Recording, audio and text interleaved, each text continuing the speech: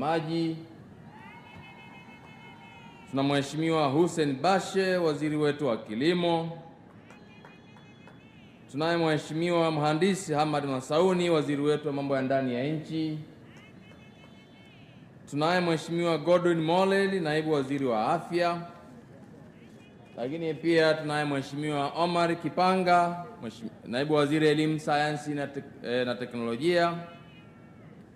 Na Mheshimiwa Deogracius Ndenjembi, naibu waziri katika ofisi yako management ya utumishi wa umma na utawala bora.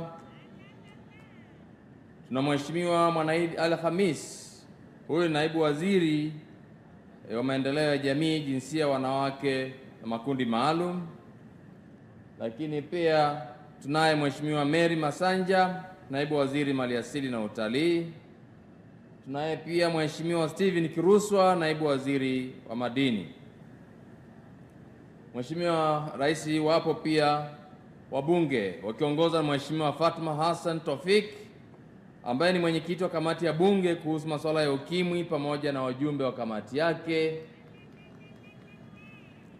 Lakini Mheshimiwa Rais, wako pia makatibu wakuu na manaibu makatibu wakuu, wote kwa pamoja. Msimame Mheshimiwa Rais aweze kuwaona.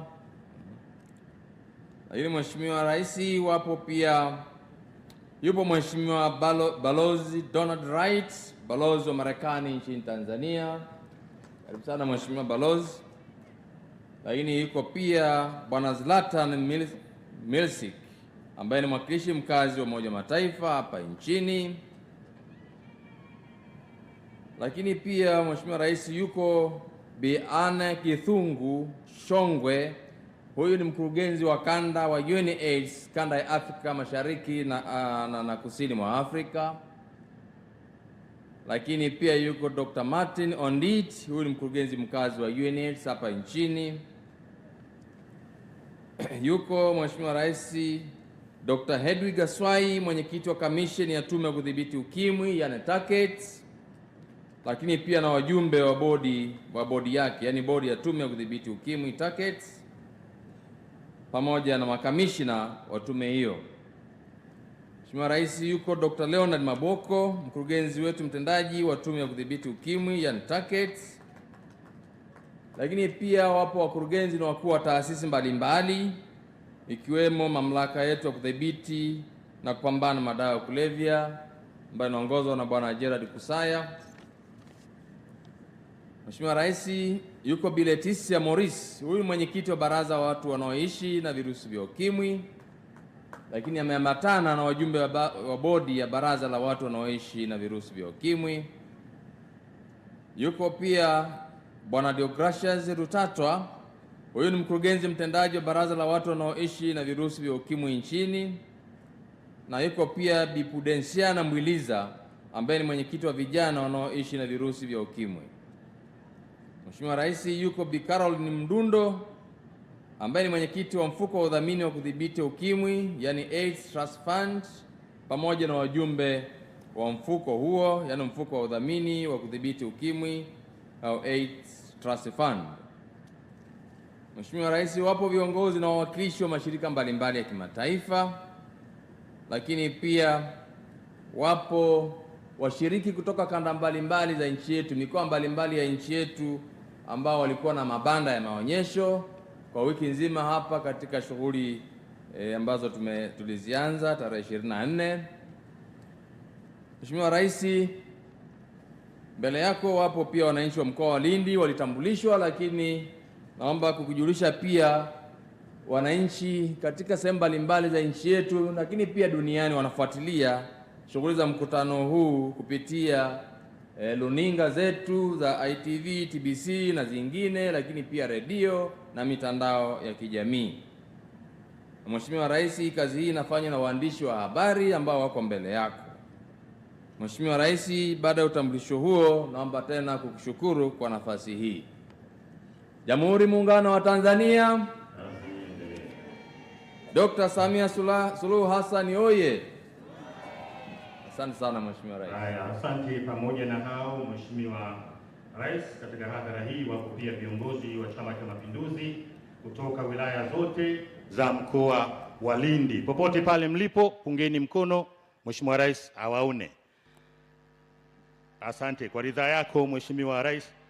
Sasa tupate salamu kutoka kwa mwenyekiti wa Baraza la watu wanaoishi na virusi vya ukimwi na kofa, Bi Leticia Morris, ambaye zitafuatiwa salamu za kutoka Marekani kupitia balozi wa Marekani nchini Tanzania. Karibu Mama Leticia. Mama Samia oye! Lindi oye! Lindi kuchele! Mheshimiwa Rais wa Jamhuri ya Muungano wa Tanzania, mama yetu kipenzi Dr. Samia Suluhu Hassan, ninawiwa kutoa salamu fupi yenye ujumbe kwa Watanzania hawa wanaonisikiliza leo. Kwa ridhaa yako mama, naomba nitoe salamu hiyo. Lindi mambo! Hapana, naomba tuitikie hivi. Nikisema Lindi mambo, mnaitikia chini ya kitovu. Nikisema ukisikia kengele, tulia na wako, mnaitikia Lindi mambo. Ukisikia kengele. Mheshimiwa Rais, asante, nimechomekea hilo kwa sababu sisi kama baraza tunafanya kazi ya kupambana na maambukizi mapya ya virusi vya ukimwi hapa nchini. Ni sambamba na kwamba kuwa na mpenzi mmoja mwaminifu aliyepima au kuacha kabisa.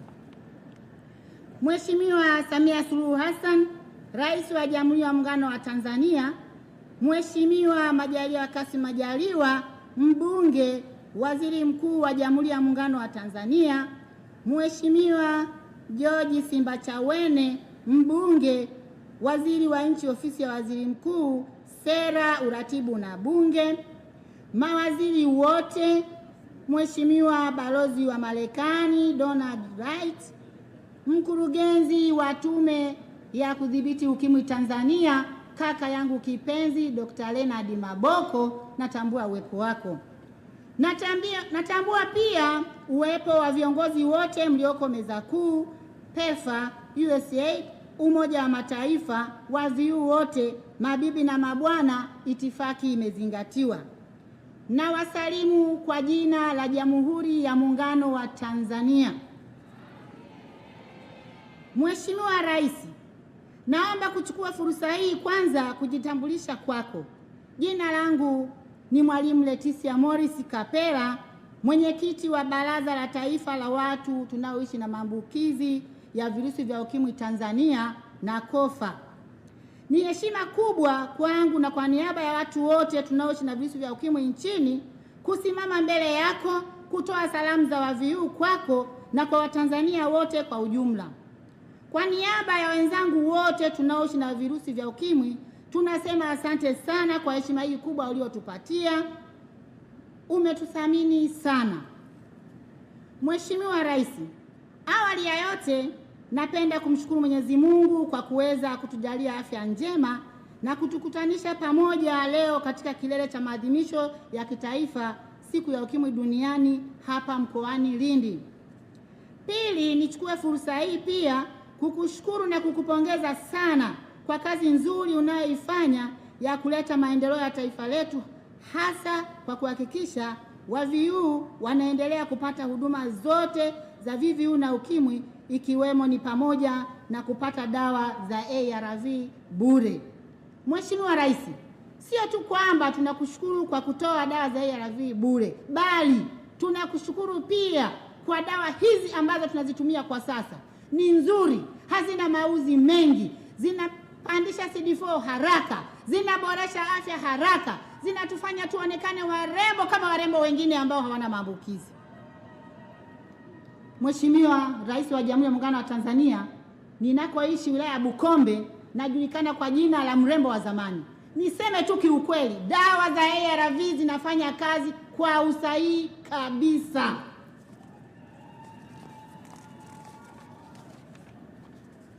Kiupekee tunakushukuru na kukupongeza, kwani tunaona huduma za afya na VVU kwa vijana, wasichana na akina mama zimeboreka. Idadi ya wanaume na vijana wa kiume nao imeongezeka katika huduma za VVU japo si kwa kasi kubwa ukilinganisha na wanawake. Lakini tunawapongeza kwa hilo ongezeko. Idadi ya vijana na kina mama wa VIU inaongezeka katika kupata mikopo isiyo na riba. Vijana waliowezeshwa na kupata mafunzo ya stadi za kazi, ujasiriamali na mitaji kupitia ofisi ya Waziri Mkuu imeongezeka na maisha ya vijana yanazidi kuboreka. Tunakushukuru sana. Tunapongeza ofisi ya Waziri Mkuu, wizara na idara za serikali wanaoendelea kuratibu na kutuwezesha yote haya. Asanteni sana. Mheshimiwa Rais, Baraza la watu wanaoishi na virusi vya ukimwi nchini Tanzania na kofa linaundwa na WAVIU katika ngazi ya jamii kupitia vikundi wezeshi, konga za WAVIU na mitandao. Hadi sasa yapo mabaraza ya WAVIU konga katika halmashauri zote 184 za Tanzania bara. Kupitia uwezeshaji kutoka serikalini na wadau, baraza letu sasa lina wanachama 663,222 ambao ni takribani 47% ya watu wote wenye umri wa kati ya miaka 18 na zaidi walio kwenye mpango wa taifa wa huduma za tiba na matunzo. Kati yao 63.5% ni wanawake na 36.5% ni wanaume. Wote hawa tunatumia ARV na afya zetu zimeimarika. Hongera sana Rais wetu wa serikali ya Jamhuri ya Muungano wa Tanzania kwa ujumla kwa kutuwezesha hili. Mheshimiwa Rais, serikali imeendelea kushirikisha baraza katika mwitikio wa taifa wa ukimwi na kutoa mchango wake. Ninayo heshima kwako kutaja baadhi ya mafanikio yaliyopatikana ambayo ni pamoja na kuwaunganisha WAVIU wote nchini kupitia vikundi wezeshi ngazi ya jamii, konga na mitandao, ikiwa ni pamoja na kuwajengea uwezo wa WAVIU ambao ni wakiritiba. Wakiritiba ni rasilimali na mabalozi wakuu kwa baraza na taifa, walio mstari wa mbele katika kuelimisha na kuhamasisha upimaji wa VVU kwa makundi tofauti, ufuasi sahihi wa dawa za ARV, kurudisha watoro wa dawa kwenye huduma za tiba na matunzo, na kuwawezesha WAVIU wengi kufubaza wingi wa virusi kwenye damu kutokana na elimu na usimamizi wa kiwango cha juu kutoka kwa wakiritiba hao. Kupiga vita unyanyapaa na kujasirishana miongoni mwa WAVIU, na pia vita dhidi ya aina zote za ukatili wa aina zote kwa WAVIU, hasa wanawake na watoto. Kuwawezesha WAVIU kujiimarisha kiuchumi na kuboresha ustawi wao kwa kutumia fursa zinazopatikana kupitia afua, mipango ama mifuko mbalimbali inayotolewa na serikali na wadau kwenye mazingira tunayoishi. Baadhi yetu sasa tunajilipia bima ya afya iliyoboreshwa na kupunguza utegemezi. WAVIU wanashiriki kikamilifu kwenye mijadala na majukwaa ngazi zote na kutoa mchango mkubwa katika mapitio na maboresho ya sera, sheria na miongozo mbalimbali ya serikali kwenye mwitikio wa ukimwi hapa nchini. Mheshimiwa Rais, mafanikio haya yamepatikana kwa ushirikiano, uwezeshaji mkubwa wa serikali kupitia usimamizi, uratibu na ushauri wa kitaalamu tunaoupata kutoka ofisi ya Waziri Mkuu, wizara na idara mbalimbali za serikali, ofisi za halmashauri na wakurugenzi watendaji, bunge na wadau wengine. Mheshimiwa Rais, kauli mbiu ya maadhimisho ya mwaka huu ni imarisha usawa. Inatukumbusha kuzingatia ushirikishwaji wa WAVIU kutoka makundi yote ya kijamii katika kuhakikisha huduma bora zinatolewa kwa WAVIU wote nchini ili kuyafikia malengo ya 95. Tunatambua kuwa nchi yetu imepiga hatua ya mafanikio makubwa katika kufikia malengo ya dunia ya 95 na upo mchango mkubwa wa WAVIU katika mafanikio haya. Hata hivyo, zipo changamoto kadhaa ambazo tunaamini kwa uongozi wako shupavu zinaweza kupungua ama kuondoshwa kabisa ili kuyafikia malengo ya mwitikio wa ukimwi hapa nchini. Changamoto hizo ni pamoja na hizi: moja, kuendelea kuwepo idadi kadhaa ya watu kutotambua hali zao kuwa wanaishi na maambukizi ama hawajapima na kujitambua, hasa wanaume na vijana. Jambo hili hupunguza nguvu ya uwekezaji katika kujikinga au kuwakinga wengine. Aidha, ipo changamoto ya magonjwa yasiyoambukiza kama kansa ya shingo ya kizazi, kansa ya matiti kwa wanawake wa VVU, kisukari, shinikizo la damu na mengine mengi. Ipo haja ya kuweka mkakati maalum wa kubaini mapema wenye changamoto hizi na kuwapatia huduma haraka iwezekanavyo. Ili kusaidia kutatua changamoto hizi, tunaendelea kuhimiza wadau kufanya kazi kupitia konga za VVU, kwani sasa tupo halmashauri zote Tanzania bara.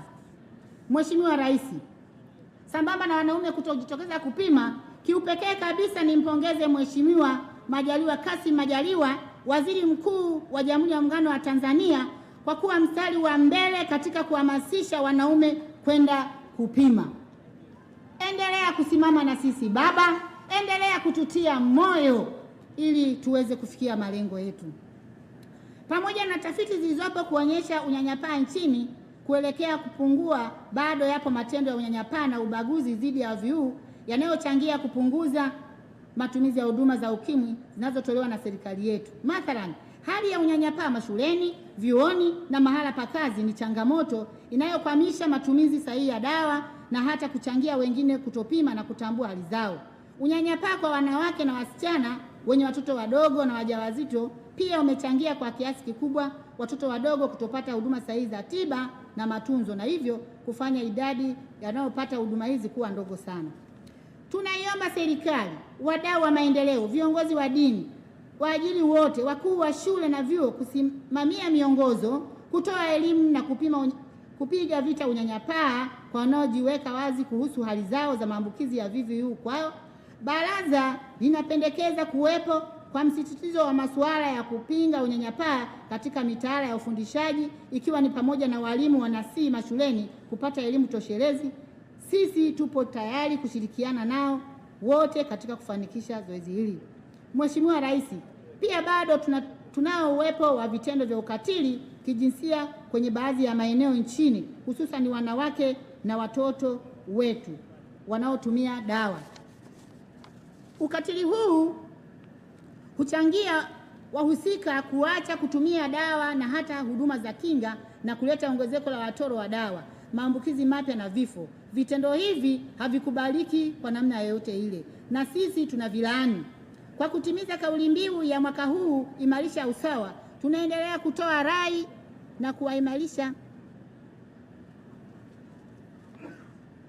kuimarisha usawa wa kijinsia tuliojiwekea.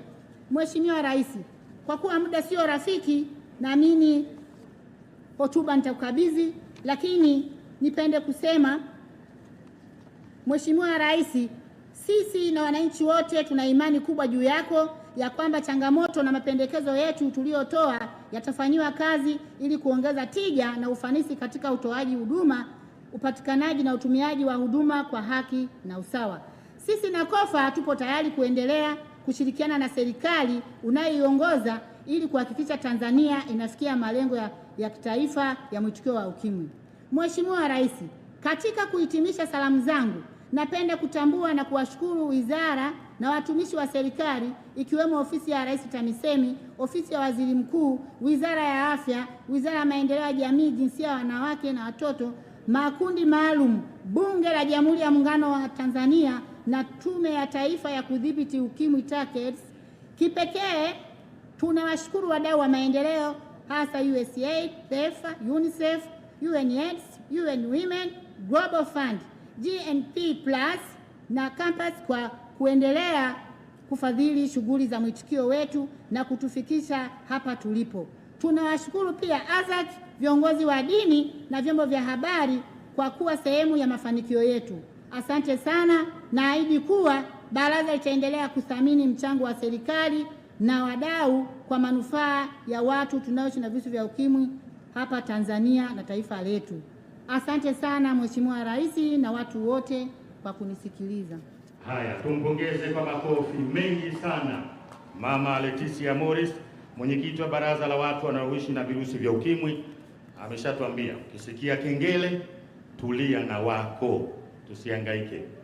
Anakabidhi pale kwa Mheshimiwa Rais wa Jamhuri ya Muungano wa Tanzania Dr. Samia Suluhu Hassan. Na sasa kwa heshima na taadhima tusikie salamu kutoka serikali ya Marekani.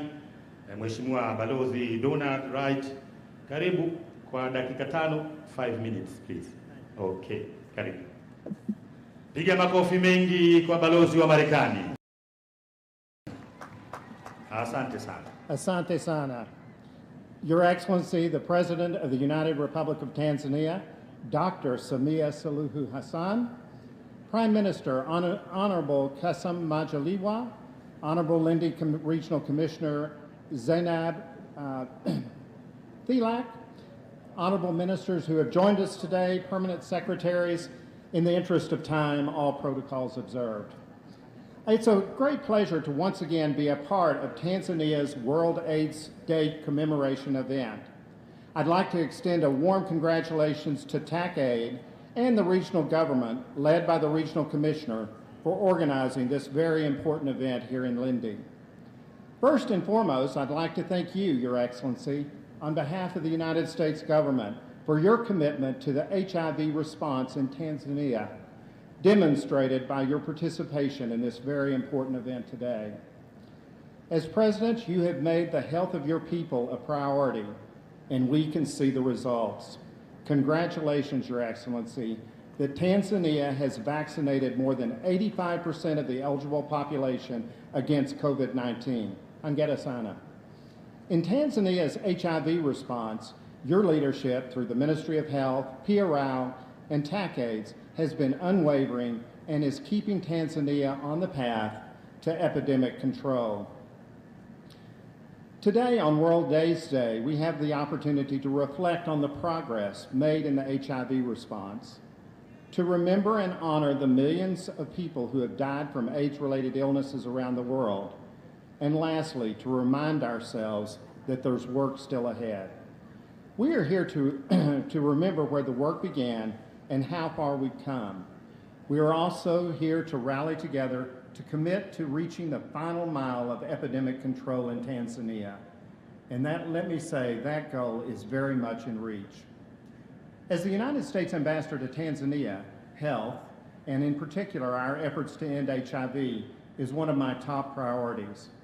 I'm proud of the work accomplished through the U.S. President's Emergency Plan for AIDS Relief, or PEPFAR, as the largest commitment by any nation to address a single disease in history. PEPFAR has committed over $6 billion to support Tanzania's HIV response since 2003. The United States government theme for World AIDS Day 2022 is putting ourselves to the test, achieving equity to end HIV, which emphasizes accountability and action. This theme echoes the U.S. government's dedication to ending HIV as a public health threat through PEPFAR by addressing health disparities in communities, disparities that existed even before we were challenged with COVID-19, monkeypox, and other disease outbreaks. This theme also aligns perfectly with UNAID's World AIDS Day theme of equalize. Ending the HIV epidemic is only possible when all populations, children, adolescent girls and young women, and key populations have reached the 95-95-95 objective. As the U.S. government prepares to celebrate PEPFAR's 20th anniversary next month, we are reflecting on all the achievements to date here in Tanzania. 20 years ago, for example, there were only 1,000 people on antiretroviral treatment in Tanzania. This meant that HIV was once a death sentence. Today, there are more than 1.5 million Tanzanians who are receiving this life-saving treatment. With proper care and treatment, people living with HIV can now live healthy and fulfilling lives. We recognize the leadership of the government of Tanzania under the Honorable Prime Minister and the Honorable Minister of Health through TACAIDS and NACP. You ensured that Tanzania adapted evidence-based policies and programmatic best practices to ensure people living with HIV have access to HIV testing, have the best drugs, adhere to treatment, and most importantly, stay in care. I also commend PRAO, who has been able to adapt the changing HIV response through strategic oversight of service provisions at the regional and local level. Tanzania's HIV response is truly a whole-of-government effort. Tanzania's response to HIV epidemic has made significant progress over the last several years. Since the Tanzanian HIV Impact Survey in 2016, the program made major significant pivots to address shortcomings in case identification and to ensure that we're supporting activities in geographic areas with the greatest treatment gap. We are now well on our way for the latest Tanzanian HIV Impact Survey to be completed early next year. Although Tanzania has made significant progress towards achieving epidemic control, there are still areas we need to address together to end HIV in Tanzania. We must lean into the science and focus on scaling up the initiatives that work. We must ensure that pre-exposure prophylaxis, or PrEP, is made even more widely available to prevent new infections for vulnerable populations. We must identify adults, adolescents, and children who don't know their status, especially those that are hard to reach, and then link them to treatment and ensure that they reach viral suppression. We must continue to work together to ensure HIV services are client-centered and tailored to the population who are most affected. Finally, while we celebrate the progress we've made, we must recognize that the difficult task of achieving epidemic control is made more difficult by stigma, discrimination, policies, and practices that make it harder for some populations, most vulnerable to the epidemic, to receive HIV services and the community support they need. In addition to these investments in HIV prevention and treatment services, we must also prioritize efforts toward a more inclusive democracy, a healthy democracy where broad civic participation contributes directly and indirectly to community health.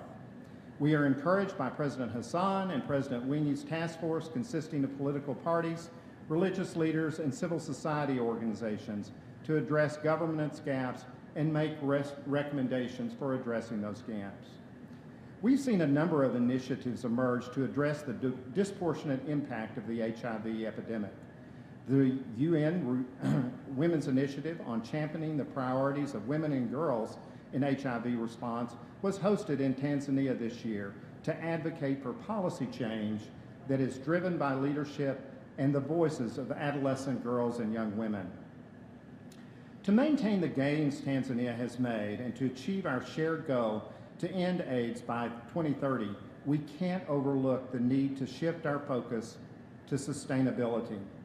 The United States government PEPFAR program, the global fight to fight AIDS, tuberculosis, and malaria, and the UN family provide significant financial resources and technical support to Tanzania's response. In the face of diminishing budgets and competing public health priorities, that support in its current form won't be available forever. We recognize that achieving long-term sustainability requires a substantial orientation of the way the entire HIV/AIDS ecosystem works. I applaud the government of Tanzania for taking an important first step by committing to establishing a sustainability technical working group. Its important work will include reviewing all components of a sustainable HIV program, from domestic resource mobilization to ensuring sufficient human resources for health, to robust surveillance and disease response. Sustainability is not measured in dollars or shilingi, but on political leadership.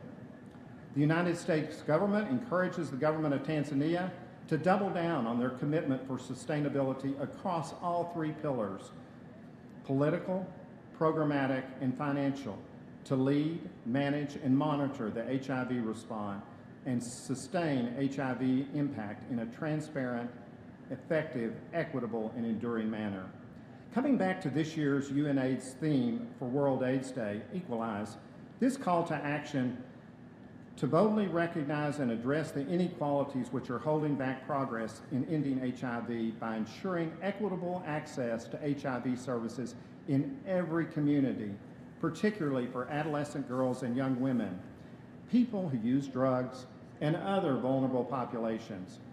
This theme should inspire us all to act together as partners alongside the government of Tanzania to end the HIV/AIDS epidemic globally. In closing, let me be reminded that global inequalities affect us all, no matter who we are or where we're from. We must ensure that everyone, everywhere, has access to HIV prevention, testing, treatment, and care. Health services should be adapted to reach and meet the needs of populations most at risk, and this includes implementing a zero-tolerance policy to stigma and discrimination in all health services. Together, we will continue to make progress in improving the health of the Tanzanian people. I can see that all of us gathered here today are ready for the task and to renew our commitment to combat inequality and end HIV. Asanteni sana. Makofi mengi kwa Bwana Donald Rais, balozi wa Marekani hapa nchini Tanzania. Amefurahi kuwa katika maadhimisho ya mwaka huu na kutoa pongezi kwa Mheshimiwa Rais wa Jamhuri ya Muungano wa Tanzania, TACAIDS, uongozi wa Lindi kwa maandalizi. Lakini wanasema tangu mwaka 2003 serikali ya Marekani kupitia PEPFAR imetoa zaidi ya dola za Kimarekani bilioni 6 kwa Tanzania kwa kutambua kwamba afya ni swala la muhimu, hususan katika mapambano dhidi ya VVU.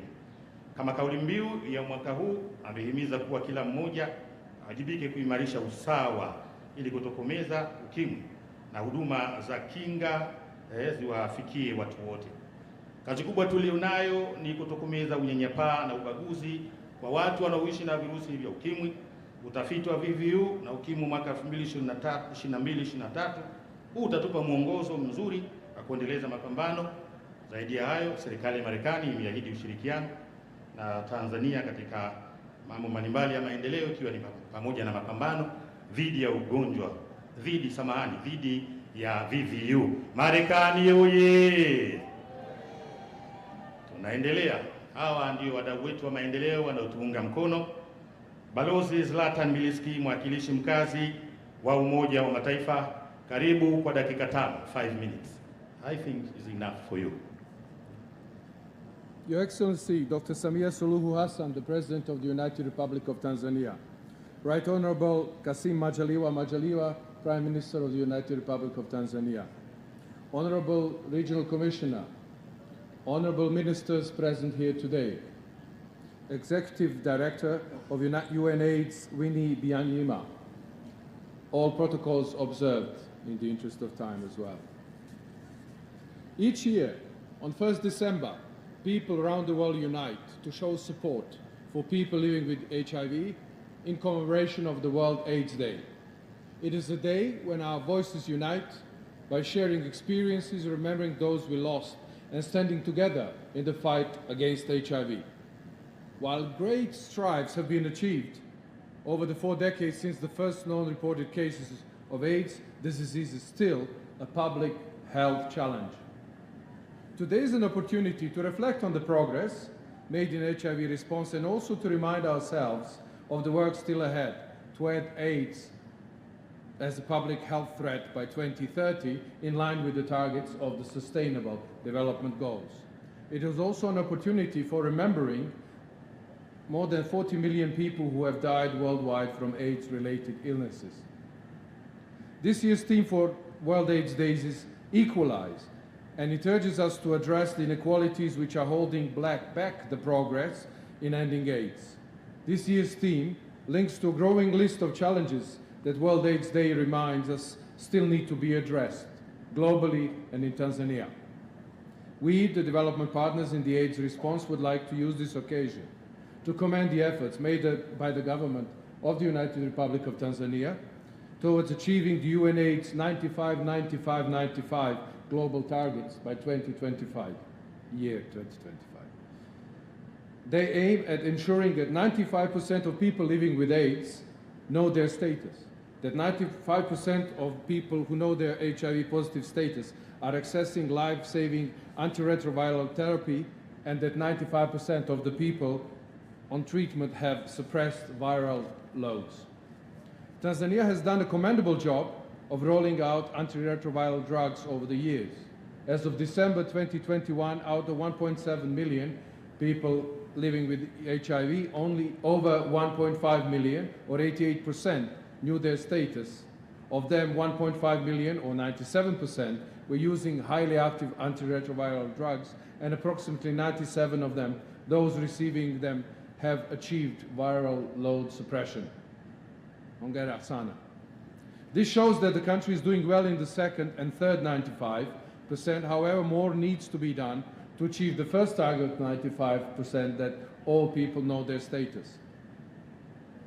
These 95 targets are key to achieving epidemic control and ending AIDS by 2030, because the treatment does not only reduce deaths and ensure quality lives for people living with AIDS, but it also prevents transmission of HIV amongst those who have attained viral load suppression. We also recognize the government's commitment to swiftly accept evidence-based policies and best practices to ensure people living with HIV have access to HIV testing and the best drugs, that they adhere to treatment and that they stay in care. But there is still a long way to go to achieve zero infections, zero AIDS-related deaths, and zero discrimination by 2030. As of December 21, the status of epidemic in Tanzania has had different levels of achievement. Tanzania had the 5th largest number of people living with HIV globally, 1.7 million people. HIV prevalence was 4.5% in 15-year-olds and over. Women face a disproportionate HIV burden, and this disparity is most pronounced amongst adolescent girls and young women 15 to 25 years of age. They are 2 to 3 times more affected than their male counterparts. On the other hand, a fewer men, 85%, compared to women at 98%, know their HIV sero status. Key affected populations, female sex workers, men who have sex with men, and people who inject drugs also face disproportionate HIV burden. A survey reported higher prevalence than the median, also among people in fishing, transport, and mines industries. Since 2010, there has been a 46.6% decrease in new infections, target was 75% by this year, and 50% decrease in AIDS-related deaths. There is an estimated 11% mother-to-child transmission rate, including breastfeeding period. The target is 5%. We need to continue working together to scale up prevention, including new measures, such as intensifying rolling out of pre-exposure prophylaxis for targeted groups, ensuring effective distribution of condoms, and scale up of comprehensive sexuality education targeting young people. As mentioned, women and girls still endure most of the burden of HIV in sub-Saharan Africa, including in Tanzania. Women also face gender-related disparities that largely stem from socioeconomic gender inequalities, harmful gender practices, including gender-based violence. Going forward, we will continue to support Tanzania to achieve the global targets in HIV prevention and treatment, with a focus on those who have been left behind. The HIV/AIDS response has received substantive resources from the Global Fund, PEPFAR, and other development partners over the past 4 decades. With emerging competing priorities and global economic challenges, it is critical that domestic investment in HIV and AIDS response is increased for sustainability of the remarkable gains and a further scale up towards the SDG targets of ending AIDS by 2030. We will support the government with sustainability planning to ensure resilient systems for health. Together, let us equalize by ensuring that gaps are reduced in health and community systems and in the inequalities that make some people more vulnerable to diseases like HIV. This includes addressing some of the structural causes of poverty and vulnerability through the inclusion of people living with, at risk of, and affected by HIV in social protection programs, for example. In conclusion, let's be reminded that global inequalities affect us all, no matter who we are or where we are from.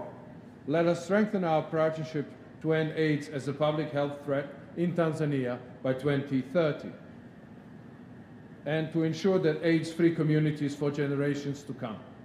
Let's all commit to equalize and end AIDS and all other pandemics that thrive on inequalities. Asanteni sana. Haya, makofi mengi sana kwa Zlatan.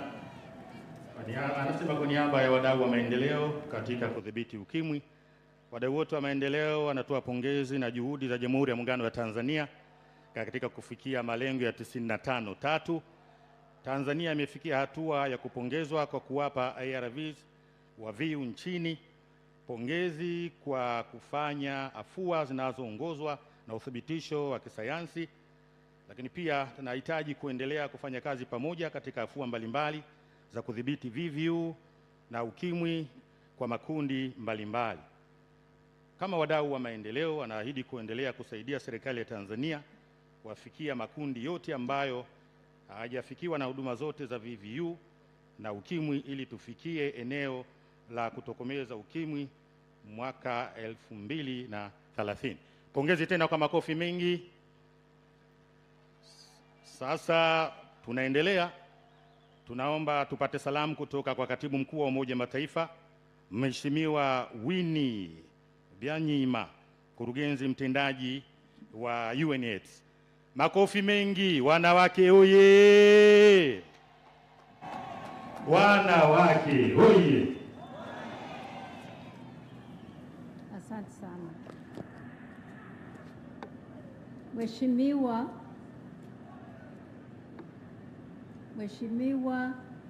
Rais wa Jamhuri ya Muungano wa Tanzania, Dr. Samia Suluhu Hassan, Mheshimiwa Waziri Mkuu wa Jamhuri ya Muungano wa Tanzania, Kassim Majaliwa, Mheshimiwa Waziri na wanaibu wa waziri, waheshimiwa wabunge, Honorable Regional Commissioner for Mtwara, Your Excellency Ambassador of the United States of America, colleagues from the United Nations, mwenyekiti wa TACAIDS na mkurugenzi mtendaji wa TACAIDS, asasi wa kiraia, mabibi na mabwana, nawasalimia kwa jina ya Rais wa Jamhuri ya Muungano wa Tanzania.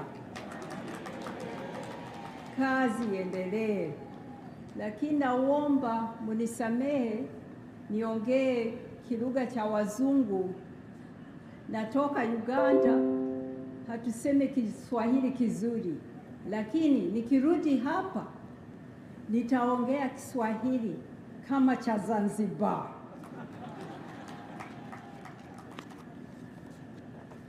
At the outset, I'd like to recognize in a very special way Her Excellency President Suluhu Hassan, and to say how honored I am to join her and the people of Tanzania to mark World AIDS Day here in Lindi. It's a moment to honor over 40 million people who lost their lives to AIDS, to take stock of where we are globally in fighting AIDS, and to commit to end the inequalities that continue to drive new infections and that continue to lead to deaths. I'm excited to be here on Tanzanian soil, kwa sababu this is a country that led all of us on the African continent to fight for our independence and to gain it. This is the country that led us to throw out colonialism, the land of Mwalimu Julius Nyerere. I'm proud to be here. Secondly, Tanzania is a leader in fighting AIDS. Others have said it already. In the last 12 years, Tanzania has been able to reduce new infections by 50%, almost 50%, and to stop deaths, cut deaths by 50%.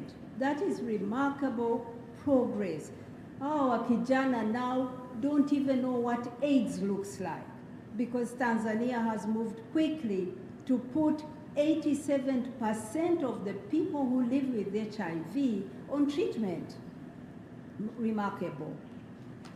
So I want also to thank here in her presence, Mheshimiwa Rais wa Tanzania, Dr. Samia Suluhu Hassan, for her courage, her humility, and her compassion as a leader, for focusing on empowering communities at the grassroots, and for promoting more women in leadership.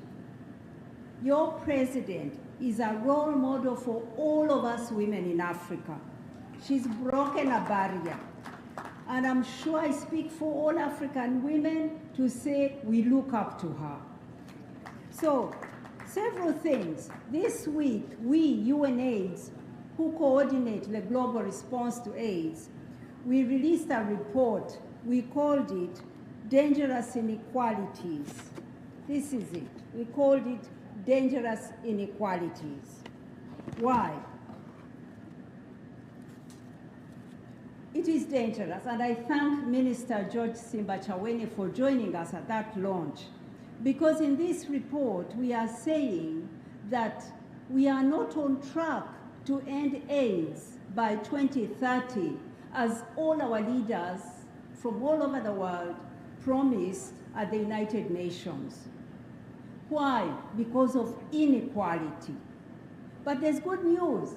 If we reduce and the inequalities, then we can end AIDS. What are those inequalities? I'll run through them very quickly for you. First, we have to equalize for girls and for women to reduce their higher risk to HIV. Do you know that in our region here, Africa south of the Sahara, girls and women are 3 times more likely to be infected with HIV than boys and men of the same age. So 4 people out of 4, 3 who will be infected are girls or women. That's an inequality. And that inequality comes from many things. Here in Tanzania, for example, last year in 2021, we estimated that 54,000 people got infected last year. Out of those, the young ones from age 15 to 24 were about 30%. 30% were young. But out of those young ones, 3/4, 74% were girls or young women. So we have a problem there. And we know the answer: education. Education is a powerful equalizer, and it can help us right this injustice. If we let our girls stay in school to finish secondary, their risk of getting HIV can be reduced by up to 50%.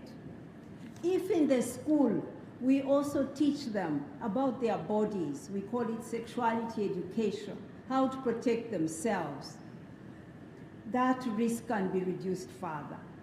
That's why 13 countries of Africa have come together in an initiative we call Education Plus. They are supported by us at the UN to move an ambitious plan to put all school children in a classroom to complete secondary education so that our girls stay in school. I'm delighted that yesterday Tanzania joined this new initiative. Hongera, Tanzania. But beyond this, beyond the education part, we have to bring services together for girls and women. Which services? Sexual and reproductive health services, services for preventing and addressing gender-based violence, sexual and gender-based violence, and services for preventing and treating HIV.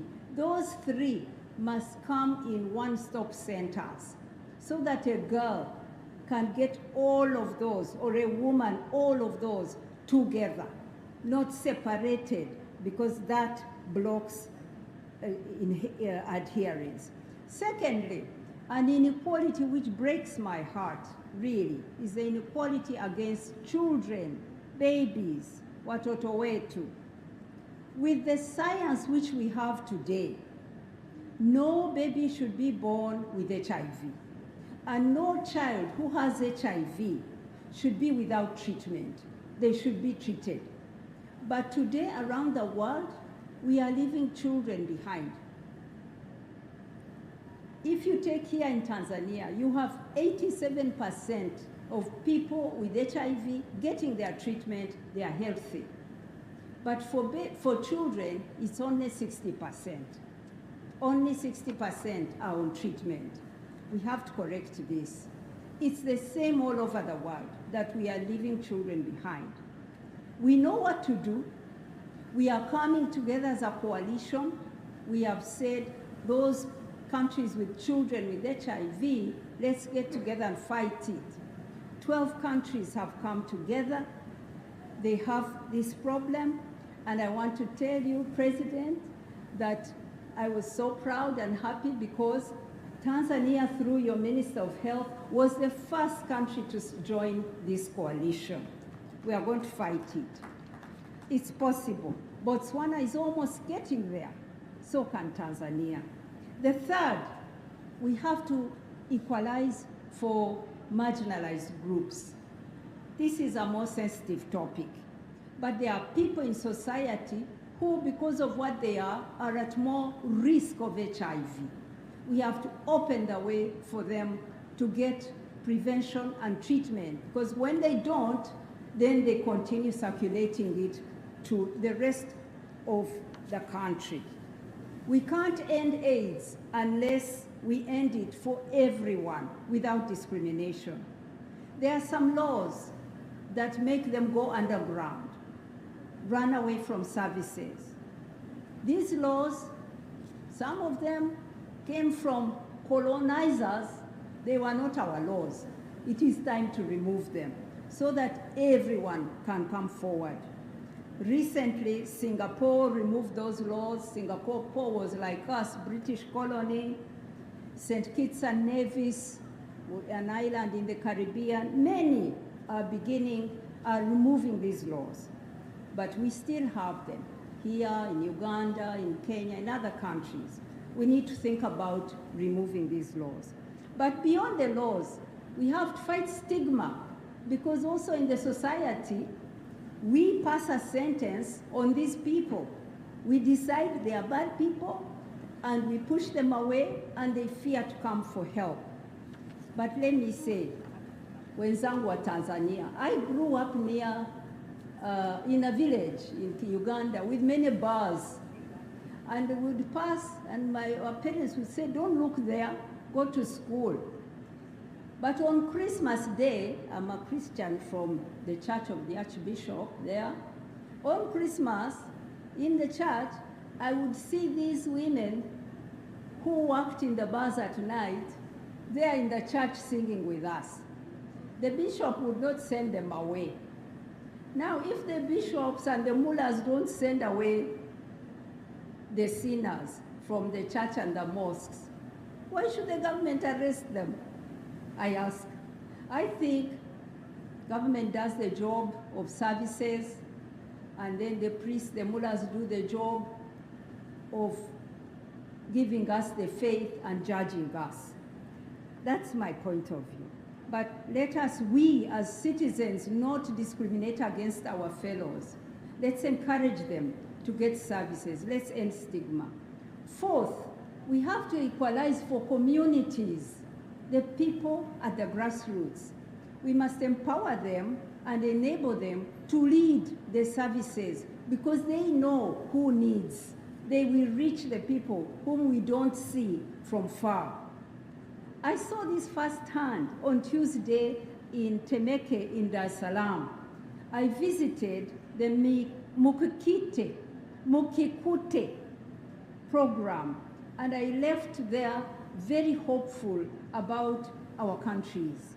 Mukikute gives dignity to people who have fallen into drug use and are addicted to drugs. People who have benefited from Mikukute and got cured are now helping other people who are injecting drugs to live safely and in dignity. I visited Maskani. Maskani is a center where they come, and those who have been treated go there as volunteers to help them, to bring them to the center for treatment. My time is running. So, at this center I found they have somewhere to sleep. They've got water and soap. They can clean up and look good. And they have friends, and they can be put on treatment for TB and HIV. They are being saved. To me, this is the story, the work, the seed that was planted by your founding father, Mwalimu Julius Nyerere, to build community, to empower people at the bottom, to care. I was so happy, and I praise you, Tanzania, for doing this. So the fifth is to equalize access to medicines. Here I want to say that when the new medicines come out, when the newest treatments come, they don't come here, they start in the rich countries. And then people here continue to die as they make big profits. Our argument is no. Two things. That technology should be shared. The medicine should come to those who need right away. People should not die while others make money in the bank. We also say Africa must make its own medicines. We cannot be where we were with COVID. So, President, I salute you and I ask you to speak with other leaders at your level to rush and get us to produce our own medicines.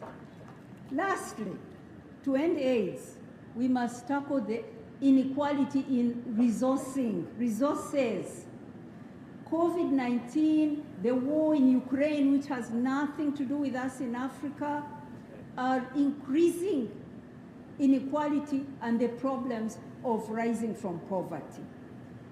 In the midst of let me tell you this, President, because it's important.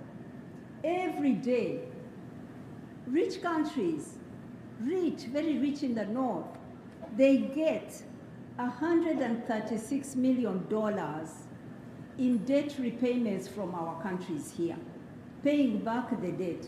136 million every single day. This money is more than 4 times what we spend on health, 2 times what we spend on education. I call this unjust. If you have a loan in the bank and you fall sick and you don't work and you don't earn, you go to the bank and you get a postponement of your debt until you are better and you can pay. We should not be paying debt, interest on debt, when we are not able to pay for the health of our people. We must change that. We must come together and change that. The international community must find a financial mechanism to address debt. But let me end. 1.3 million Tanzanians are on treatment today. This would not have happened without the strong leadership of the government of Tanzania, supported by committed friends of Tanzania. Here I'm talking of PEPFAR, presented here by the Ambassador of the United States, Donald Wright, Global Fund, and us in the United Nations. We are going to stay together until we complete the job, and no child is born with HIV, and everyone who is living with HIV is on treatment and living a good life. We will equalize. This is how to end AIDS. I thank you so much, Your Excellency, and people of Tanzania. Asanteni sana. Asante, makofi mengi kwake. Kasema mengi, mimi nikichukua kidogo tu kwamba tangu mwaka 2010 hadi mwaka 2020 maambukizi mapya katika jamii yamepungua kwa takriban 50%. Hebu tujipigie makofi mengi sana. Haya, asante. Kwa heshima na taadhima nikukaribishe sasa Dr. Leonard Maboko, Tume ya Kudhibiti Ukimwi Tanzania TACAIDS, mkurugenzi mtendaji. Utupe salamu zako. Baada ya hapo Mjomba, tujiandae kwa dakika 3 kwa ujumbe maalum. Mheshimiwa Dr. Samia Suluhu Hassan, Rais wa Jamhuri ya Muungano wa Tanzania, mama yetu mpendwa, kwanza nikupongeze kwa kutunukiwa udaktari. Tunajivunia wewe, we are proud of you. Thank you very much. Lakini nitambue uwepo wa bosi wangu Mheshimiwa Kassim Majaliwa, mbunge, waziri mkuu wa Jamhuri ya Muungano wa Tanzania. Tunakushukuru kwa ajili ya uongozi wako katika ofisi yako, na sisi askari wako tunaendelea kupambana. Nitambue uwepo wa Mheshimiwa Zainabu Telak, mkuu wa mkoa wa Lindi, na nitambue uwepo wa viongozi wote mliopo meza kuu na wale mpo katika mabanda ya viongozi mbele yetu. Mheshimiwa Rais, kabisa leo nimejiambia katika moyo wangu sitaki kuzungumza takwimu kabisa, ila tu niruhusu nitoe shukrani. Nikwambie tu kwa habari ya takwimu tunakwenda vizuri. Maskari wako tulioko mstari wa mbele, umesikia walioshuhudia kutoka UNAIDS, kutoka wadau wetu, tuko vizuri. Kwa hiyo tunakuahidi kwamba tutaendelea kupambana kuifanya kazi uliyotutuma. Asante sana Mheshimiwa Rais. Lakini naomba nitoe shukrani kwa Mwenyezi Mungu kutuweka hapa. Tunamshukuru Mungu kwa ajili ya nafasi hii, lakini shukrani kwako Rais kwa ajili ya kufika katika maadhimisho ya mwaka huu. Kwa kweli katika watu walio na furaha sana katika siku ya leo ni pamoja na mimi, kwamba umeheshimu sana mwaliko wetu na umeacha shughuli nyingi. Najua ratiba yako ni ngumu mno na tunaelewa majukumu ulionayo, lakini umetupa nafasi nzuri kwa ajili ya kuja kuwa pamoja na sisi katika siku ya leo. Mungu akubariki sana. Shukrani pia kwa ofisi ya Waziri Mkuu na viongozi wangu wote tukiongozwa na Waziri Mkuu wa Jamhuri ya Muungano wa Tanzania. Tunajisikia vizuri kwa ajili ya uongozi wako mzee wetu. Asante kwa ajili ya kutongoza vizuri. Ukiona vinaelea vimeundwa, kwa hiyo vijana wako tunachapa kazi. Lakini nishukuru mkoa wa Lindi, wametupa ushirikiano. Tumekuwepo hapa, sisi tumeweka kambi takriban miezi mitatu, tunaingia na kutoka, tunafanya kazi usiku na mchana, lakini tulivyopewa ushirikiano na mkoa wa Lindi is extraordinary. Kwa hiyo nashukuru sana mama yetu Zainabu pamoja na timu yako na jeshi lako. Lilikuwa kuna nyakati hukuwepo, lakini jeshi lako limefanya kazi vizuri sana, na ndio matokeo ya haya ambayo tunayaona leo. Mungu awabariki sana. Shukrani nyingine zije kwa wadau wote ambao wametusaidia, na hasa katika maadhimisho haya. Wadau wengi wapo na tungeweza kuwataja kwa majina wengi, lakini wamefanya kazi nzuri. Lakini tu Mheshimiwa Rais, niseme kwamba sisi kazi yetu TACAIDS ni kuratibu, na hapa mbele yako leo tunajivunia kwamba tuna waratibu wa ukimwi katika wizara zote wako hapa pamoja na wadau wengine. Tunashukuru sana kwa ajili ya michango yenu na jinsi ambavyo umetusaidia katika kwa maadhimisho ya mwaka huu. Kwa ajili tu ya kurepresent wengine, nitoe shukrani kwa makundi mawili ya kipekee. Wale ambao walituchangia, tulikuwa na marathon Mheshimiwa Rais hapa siku ya tarehe 27. Hata sisi wazee tumekimbia, nikimbia maili 5 Mheshimiwa Rais. Kwa hiyo nimefanya kazi pia na kitambi kimepungua kidogo kuwepo kwangu hapa. Afya nayo imeimarika. Lakini Mheshimiwa Rais, niwatambue GGM walituchangia kwenye marathon, waliotuchangia ambao utawapa zawadi baadaye kwa niaba ya wengine wote. GGM wametuchangia, kuna Star Times, kuna Tigo, kuna NMB, kuna ITV na Radio 1. Hawa ndio wadau wakubwa ambao wametuchangia fedha nyingi katika kama sponsors katika ile marathon, ili na sisi wengine tupunguze vitambi. Lakini ni watambue wachangiaji katika maadhimisho ya mwaka huu. Ni watambue wachache waliotoa hela nyingi sana. Tuna Nakofa. Mheshimiwa Rais, hawa watu wanaishi na virusi vya ukimwi. Ni jana tu wameninusuru katika jambo fulani ambalo lijitokeza, wakatoa hela haraka. Kwa hiyo nitambue kazi nzuri ambayo wanafanya. Asante dada yangu Leticia, ni dada wangu wa ukweli, dada wangu wa nguvu. Asante kwa kunisaidia. Lakini tunao PEPFA wametusaidia sana, UN Family wametoa hela za kutosha, Clouds Media, Swahili Water na Eura. Basi Mheshimiwa Rais, kwa ajili ya muda niishie hapa, niseme tu kwamba tutakuomba baadaye wale hasa tumechukua hawa waliotuchangia marathon kwa sababu ilikuwa maalum kwa ajili ya kuchangia mfuko ule ambao ulizindua wewe mwaka 2016, mfuko wa AIDS Trust Fund ambao uliuzindua wewe ulipotumwa na Mheshimiwa marehemu John Paul Magufuli, na tunashukuru kwamba tunaendelea na huo mfuko, na hawa wadau watano na wapa wametuchangia hela za kutosha. kwa ajili ya kufanikisha hiyo marathon, lakini kwa ajili ya mfuko wenyewe. Lakini nimalizie tu kwa kusema kwamba kwa ajili ya ushirikiano ambao tunapewa, na leo ninajivunia kwamba niko katika mkoa wa Lindi ambako anatoka bosi wangu Mheshimiwa Majaliwa. Naomba nimwombee Mungu naye siku moja tumuite dokta hivi karibuni. Asante sana Mheshimiwa Rais. Asante Dr. Leonard Maboko, mkurugenzi mtendaji wa TACAIDS. Kwa heshima na taadhima, tukukaribishe naibu waziri wa afya Dr. Mole kwa dakika 1.5 uweze kutoa salamu. Baada ya hapo tutamkaribisha waziri wa nchi ofisi ya waziri mkuu, sera, bunge na uratibu, Mheshimiwa Simba Chawene. Lindi oye! Karibu Mheshimiwa naibu waziri. Lindi oye! Hebu punga namna hii Lindi, hebu punga namna hii Lindi, punga namna hii Lindi wote. Vijana nawaona kule, punga namna hii Lindi, punga namna hii Lindi, punga namna hii. Asanteni sana. Mheshimiwa Rais, Mheshimiwa Waziri Mkuu, kwa ajili ya muda naomba niseme protokali imezingatiwa, lakini Mheshimiwa Rais, kwa niaba ya Waziri wa Afya ninaomba nikuambie kwamba Tanzania inakadiriwa kuwa na waathirika milioni 1.7 na sasa tumeshawafikia waathirika milioni 1,530,000. Tumeshawafikia milioni 530, lakini inategemewa mpaka mwaka 2026 tuweze kutimiza 95.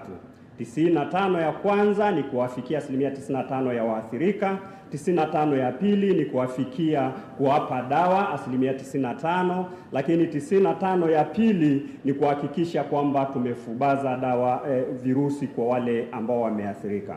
Mheshimiwa Rais, nataka nikuambie mpaka sasa tumeshawafikia 92.5% ya waathirika wote, na vile vile 92.5%, lakini vile vile wameshapata dawa 98.3%, na ambao wamefubaza virusi ni 97% kama ilivyosemwa hapa, na ndio hao ambao wanasema ni kina dada warembo wa zamani walioko hapa. Tunao wengi ambao tayari wamefubaza virusi vya ukimwi. Lakini Mheshimiwa Rais, niseme tukushukuru wewe kwa niaba ya Waziri wa Afya. Mwaka huu tulipitisha bajeti ya trilioni 1.1, lakini kwa kuhangaika kwako, kwa wewe kuzunguka huku na huku, ulikuja na fedha zingine nje ya bajeti zaidi ya bilioni 891.5 nje ya bajeti, ambazo zimekwenda kuleta mapinduzi makubwa kwenye eneo la afya kwenye nchi yetu.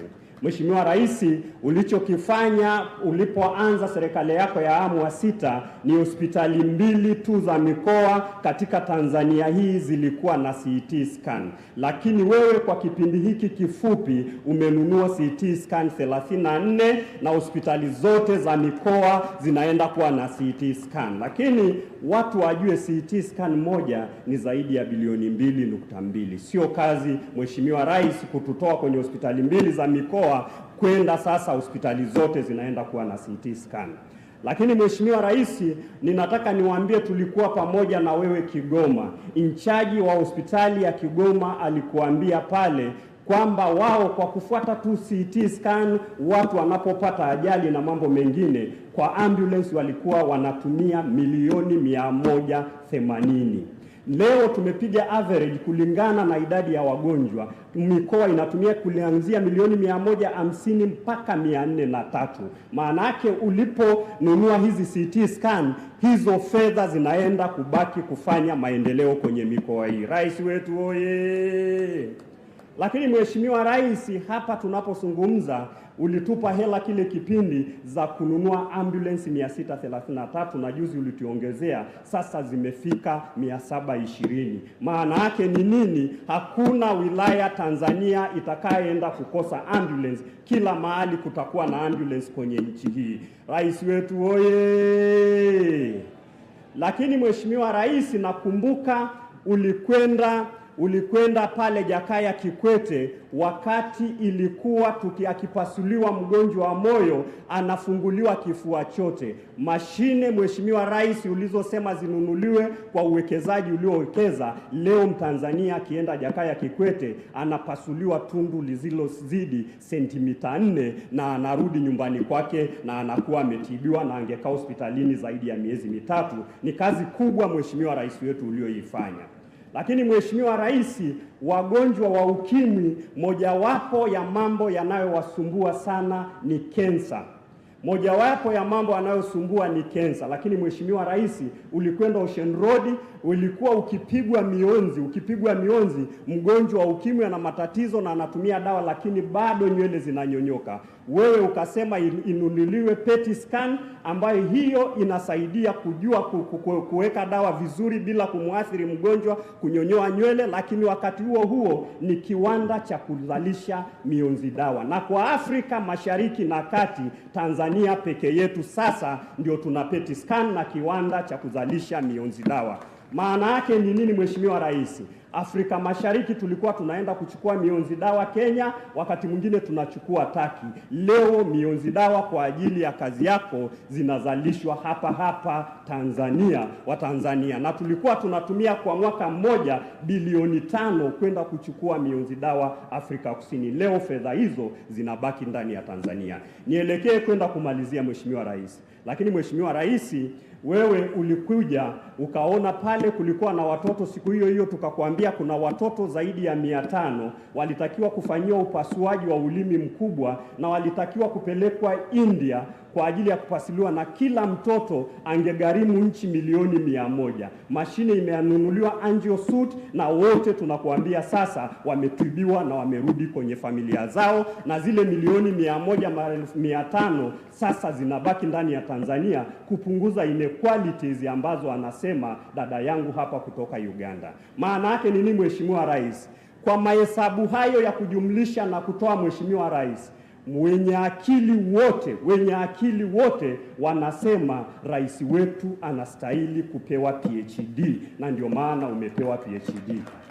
Wenye akili wote wanajumlisha fedha zote, lakini Mheshimiwa Rais, kwa hiyo hesabu hizo ni dozi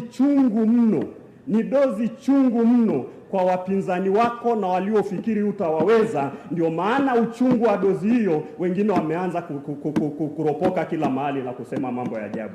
Sisi tunawatumia ujumbe. Mama ana vijana, na mara nyingi baba akigombana na wenzake kilabuni, huwa vijana tunasema tu baba kagombana na wenzake. Lakini mtu akimgusa mama tunaweza tukabomoa mpaka kilabu. Vijana mpo? Vijana mpo?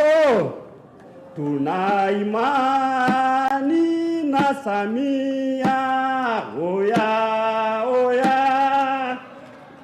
Tuna imani na Samia. Hebu simama wote tuwatumie ujumbe. Simama wote. Tuna imani na raisi, oya. Asanteni sana, ujumbe umewafikia kwamba Lindi imesema na Tanzania imesema. Asanteni sana. Haya, makofi mengi kwa Dr. Molel, naibu waziri wa afya. Lindi oye! Kwa heshima na taadhima, naomba nikukaribishe sasa waziri wa nchi ofisi ya waziri mkuu, Mheshimiwa George Simba Chawene, kwa maneno mafupi ili umkaribishe Mheshimiwa Waziri Mkuu wa Jamhuri ya Muungano wa Tanzania. Karibu Mheshimiwa Waziri. Lindi oye! Tanzania bila ukimwi. Mheshimiwa Dr. Samia Suluhu Hassan, Rais wa Jamhuri ya Muungano wa Tanzania, Mheshimiwa Kassim Majaliwa, Waziri Mkuu wa Jamhuri ya Muungano wa Tanzania, na kwa sababu ya muda na itifaki yetu sisi ofisi ya Waziri Mkuu tunaoratibu shughuli hii, ameisema Dr. Jingu, Katibu Mkuu ofisi ya Waziri Mkuu, wote aminini kwamba nimewatambua na ninawashukuruni sana. Mheshimiwa Rais, kwanza kabisa nimshukuru mkuu wa mkoa wa Lindi Dr. mama yetu Telaki pamoja na uongozi mzima wa mkoa wakiwemo na wakuu wa wilaya na taasisi zote kwa ushirikiano mkubwa ambao wametupa katika hii wiki ya maadhimisho ya Ukimwi ambapo kilele chake ni leo. Mheshimiwa Rais, nilikuwa namuona dada yangu Teraki kama vile, kwa sababu ni mtani wangu Mrangi, nikafikiri kama amechoka. Mama bado ana nguvu, huyu yuko vizuri sana.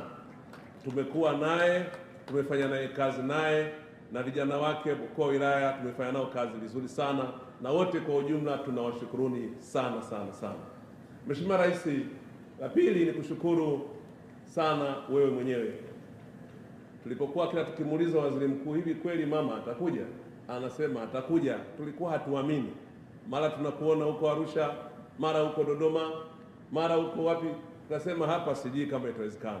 Tunakushukuru kwa kuja, na kwa kweli watu hawa walioko mbele yako wana hamu sana ya kusikiliza. Tumekuwa na wiki nzima hapa ya shughuli mbalimbali na zimefanikiwa sana Mheshimiwa Rais, sana sana sana. Kila shughuli tuliyokuwa tumeipanga imefanikiwa, na nipende kuwashukuru wadau wote kabisa, wakiwepo UNAID ambaye imewakilishwa safari hii na mkurugenzi mtendaji dada yetu Biwini Bianyima, ambaye yeye ndiyo msimamizi mkuu wa kurugenzi ya Umoja wa Mataifa chini ya Katibu Mkuu wa Umoja wa Mataifa kuhusiana na masuala ya Ukimwi duniani. Na Mheshimiwa Rais, naomba nitoe msisitizo kwenye jambo hili kabla sijafanya kazi iliyonisimamisha hapa kuifanya. Leo sio tu kwamba ni kilele cha siku ya Ukimwi duniani na kwamba tumeamua kufanya shughuli hapa Lindi, bali adhimisho hili linafanywa na dunia yote kupitia hapa Lindi, na ndiyo maana tuna uwakilishi wa kutoka Umoja wa Mataifa. Lakini kabla ya shughuli hii ya leo, Mheshimiwa Rais, tumefanya uzinduzi wa taarifa ya mwaka 2022 ya dunia nzima juu ya hali ya Ukimwi. Tulifanya Dar es Salaam juzi tukiwa na mkurugenzi mtendaji anayeshughulika na masuala ya Ukimwi duniani. Kwa hiyo Mheshimiwa Rais, adhimisho hili la leo la siku ya Ukimwi kitaifa linaenda sambamba na ushirikiano wa ofisi ya Umoja wa Mataifa chini ya Katibu Mkuu wa Umoja wa Mataifa, tukifanya adhimisho hili hapa Lindi. Mpigieni sana makofi mgeni wetu Mama Winnie Bianyima. Mheshimiwa Rais, nilimuuliza kwa nini mmeamua kufanyia Tanzania.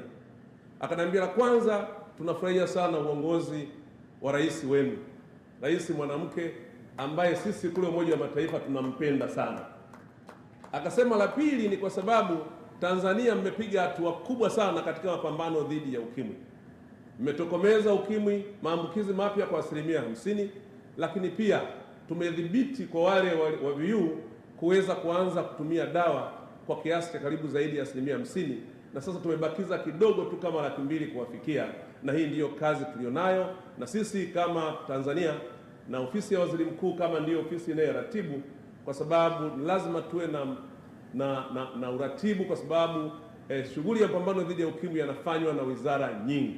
Na hapa Mheshimiwa Rais, ni washukuru mawaziri wenzangu wote waliopo. Wizara zote zinapambana, zinashiriki katika mapambano dhidi ya Ukimwi, tukiongozwa na wizara inayoshikilia sera ya afya, Wizara ya Afya, na tumemsikia hapa Dr. Moleli naibu waziri akizungumza kwa niaba ya Waziri Umi.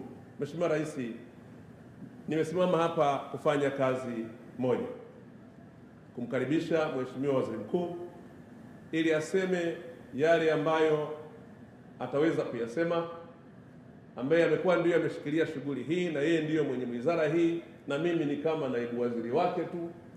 Na hivyo nimesimama, Mheshimiwa waziri wangu, Waziri Mkuu wa Jamhuri ya Muungano wa Tanzania, kukaribisha ili useme wachache na kisha umkaribishe Mheshimiwa Rais azungumze na wananchi. Mheshimiwa Waziri Mkuu, karibu sana. Makofi mengi kwa Waziri Mkuu wa Jamhuri ya Muungano wa Tanzania, Mheshimiwa Kassim Majaliwa, mwana wa hapa Lindi. Mheshimiwa Majaliwa oye! Bado Mheshimiwa Majaliwa oye! Haya, asante sana. Wanalindi, wazee wetu, mama zetu, vijana wote Lindi oye! Jamhuri ya Muungano wa Tanzania. Dr. Dr. Samia Suluhu Hassan oye! Sauti haitoshi. Dr. Samia Suluhu Hassan oye! Lindi oye! Lindi kuchele! Mheshimiwa Dr. Samia Suluhu Hassan, Rais wa Jamhuri ya Muungano wa Tanzania na Amiri Jeshi Mkuu, Mheshimiwa Zainab Telak, mkuu wetu wa mkoa wa Lindi,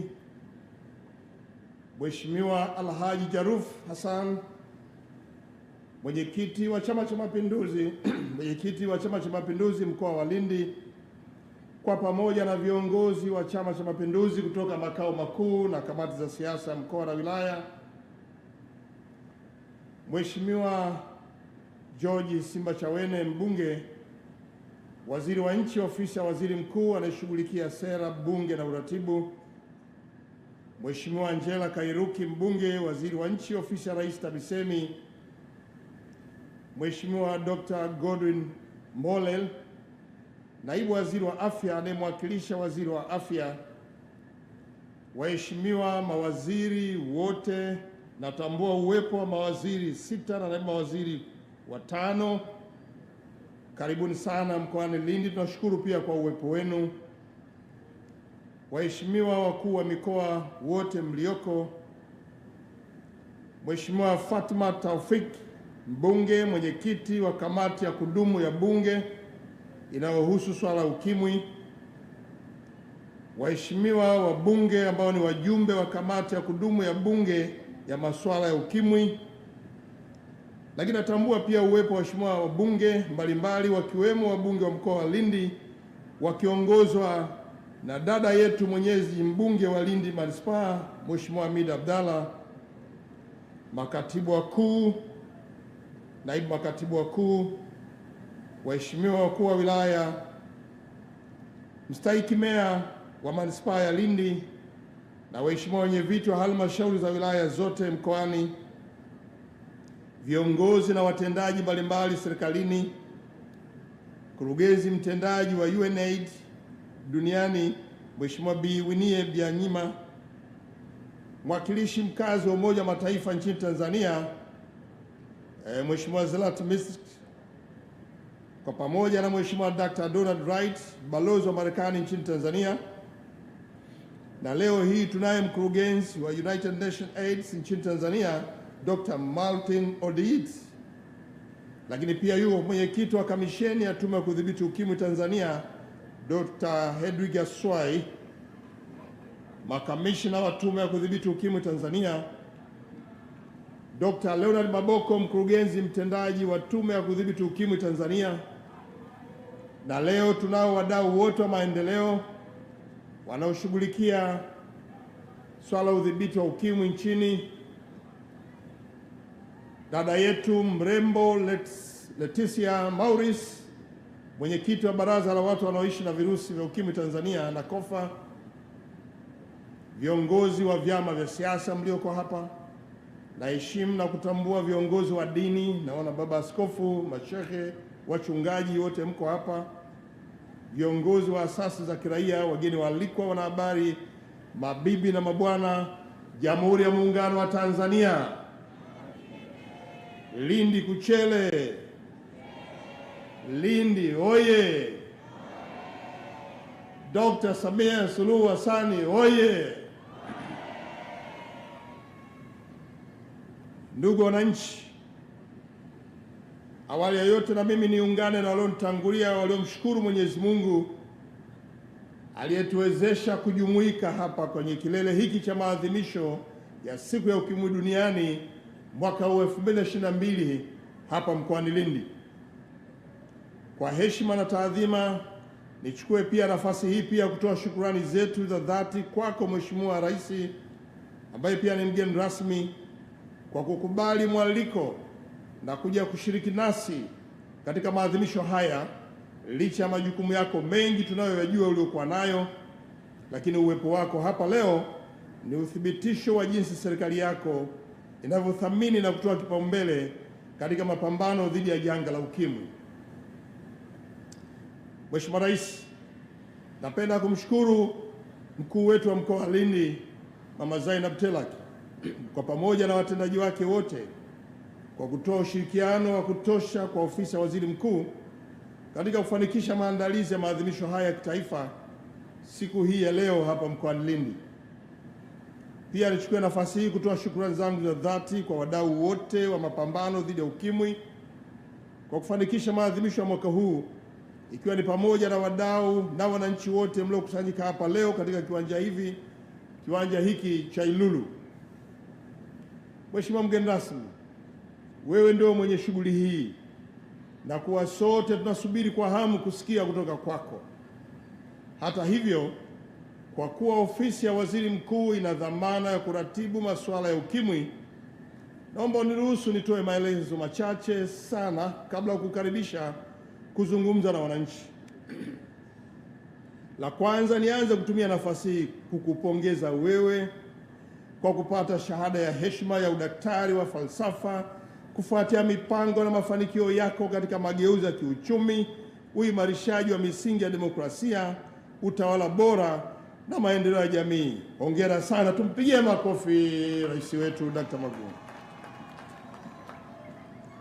Lakini pia nataka nitumie nafasi hii kukipongeza Chuo Kikuu cha Dar es Salaam, ndio chuo chetu kikubwa na chenye hadhi ya juu na kinachoweza kutambua shahada za watu kwa kutambua mchango wako katika kuliongoza taifa hili kwa weledi, ukomavu na kujenga matumaini mapya kwa Watanzania.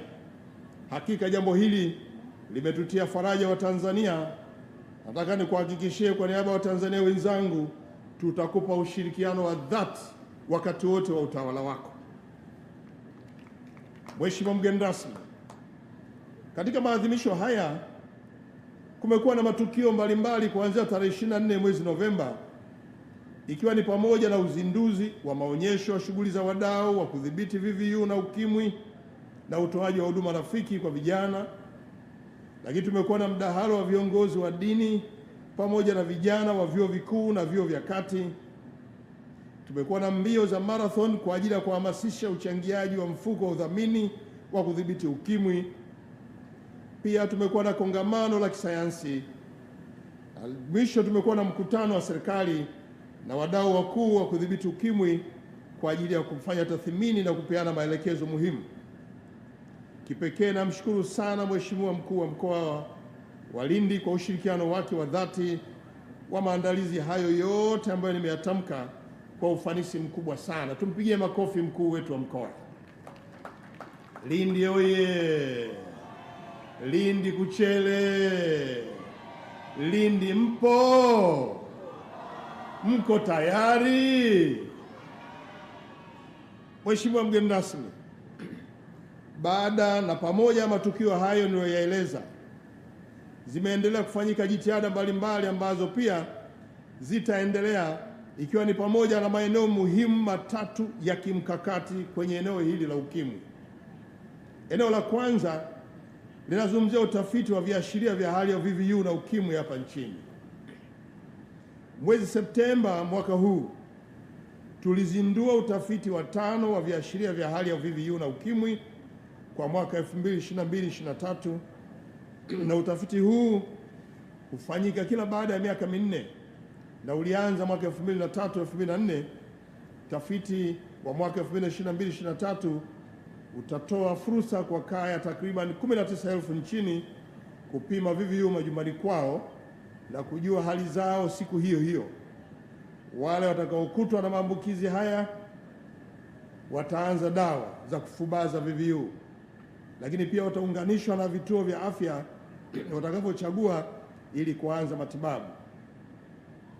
Zaidi ya kupima VVU, washiriki wa utafiti huu pia watapata fursa kufanyiwa kipimo cha ugonjwa wa homa ya ini PP, aini B na C, na wale watakaokutwa na maambukizi watapata pia huduma stahiki.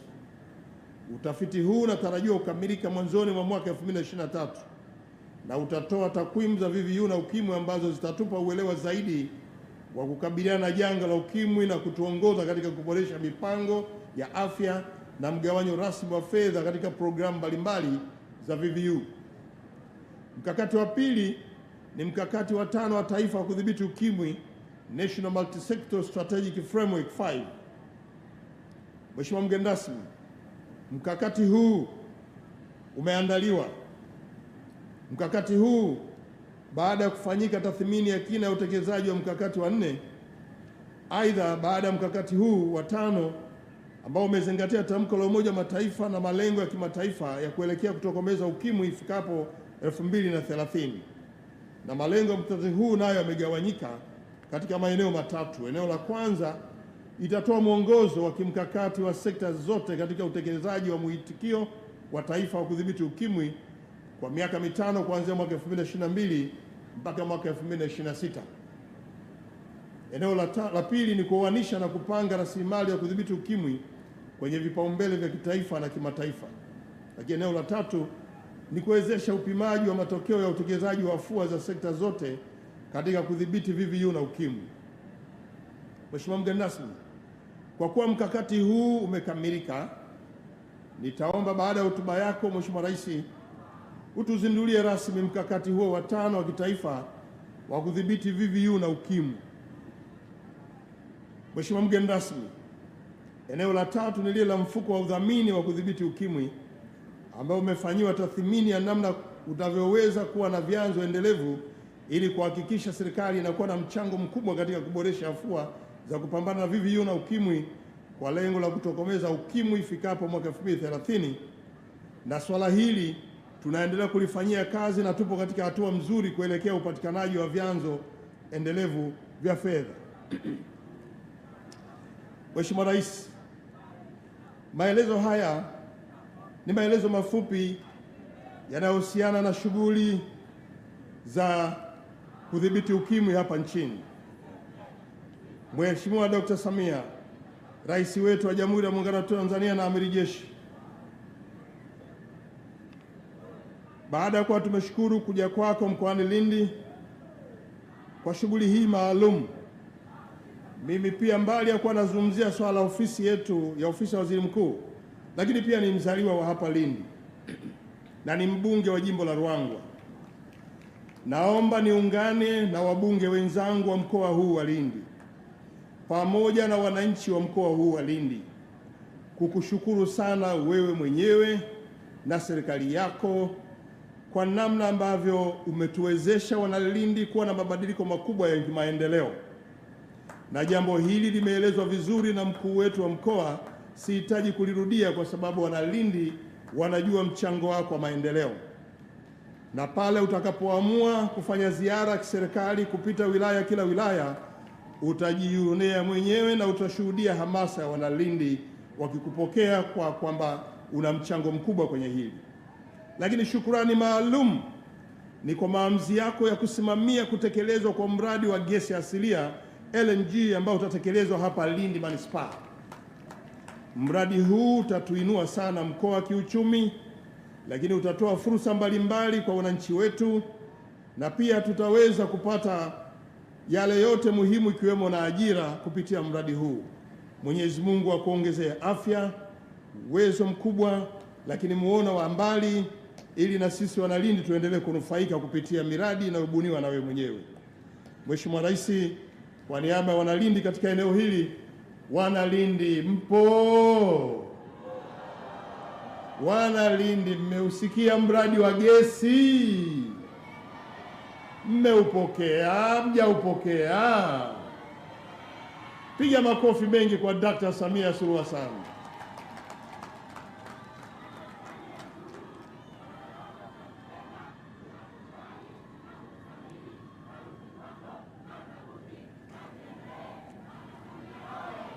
Mheshimiwa Samia Suluhu Hassan, mgeni rasmi ambaye ni rais wetu, naomba nimalizie kwa kushukuru wadau wote kama walivyoshukuru walionitangulia, lakini muhimu pia na mie nikapaza sauti kwenye hili eneo la shukurani.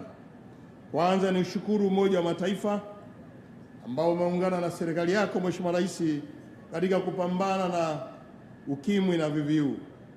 Lakini pia niendelee kushukuru balozi wa Marekani na Mheshimiwa Dr. Wright yuko hapa, ameendelea kushiriki kikamilifu kwenye maeneo mbalimbali katika kudhibiti ugonjwa huu wa ukimwi.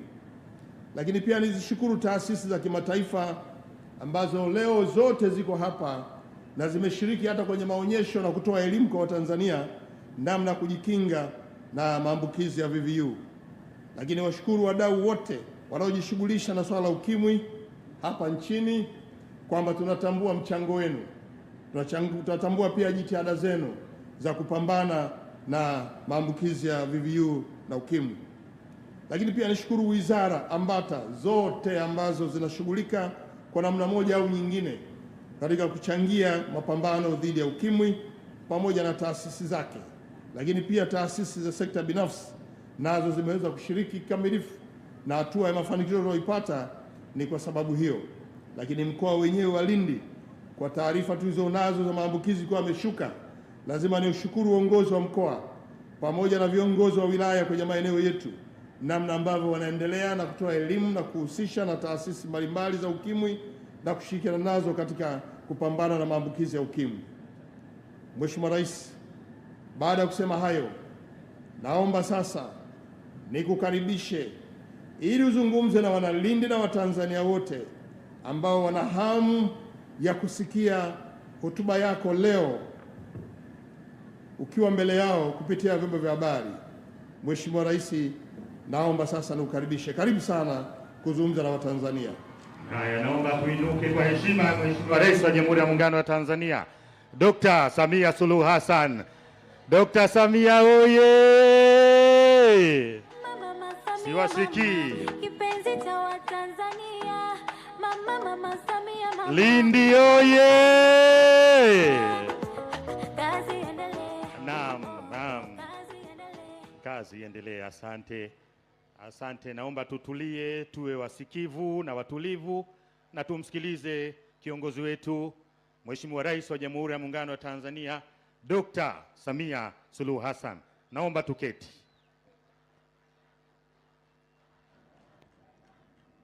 Lindi oye! Wana Lindi mpo? Hebu simameni nikuoneni.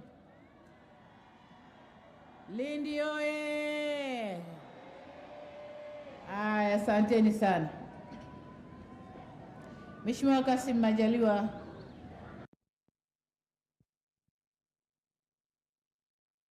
Mheshimiwa George Simba Chawene, mbunge na waziri wa nchi ofisi ya waziri mkuu, sera, bunge na uratibu, Mheshimiwa Angela Kairuki, waziri wa nchi ofisi ya Rais TAMISEMI, waheshimiwa mawaziri na manaibu mawaziri tulioko pamoja hapa, Mheshimiwa Fatma Taufik, mwenyekiti wa kamati ya bunge kuhusu masuala ya ukimwi na bunge na wabunge wengine wote mlioko hapa, Mheshimiwa Zainab Telak, mkuu wa mkoa wa Lindi, na wakuu wa mikoa mliokuja kuungana naye, na wakuu wa wilaya mlioko hapa, viongozi wa Chama cha Mapinduzi ngazi ya taifa, mkoa na wilaya mlioko hapa. Lakini nataka nitambue uwepo wa viongozi wengine wa vyama vya siasa.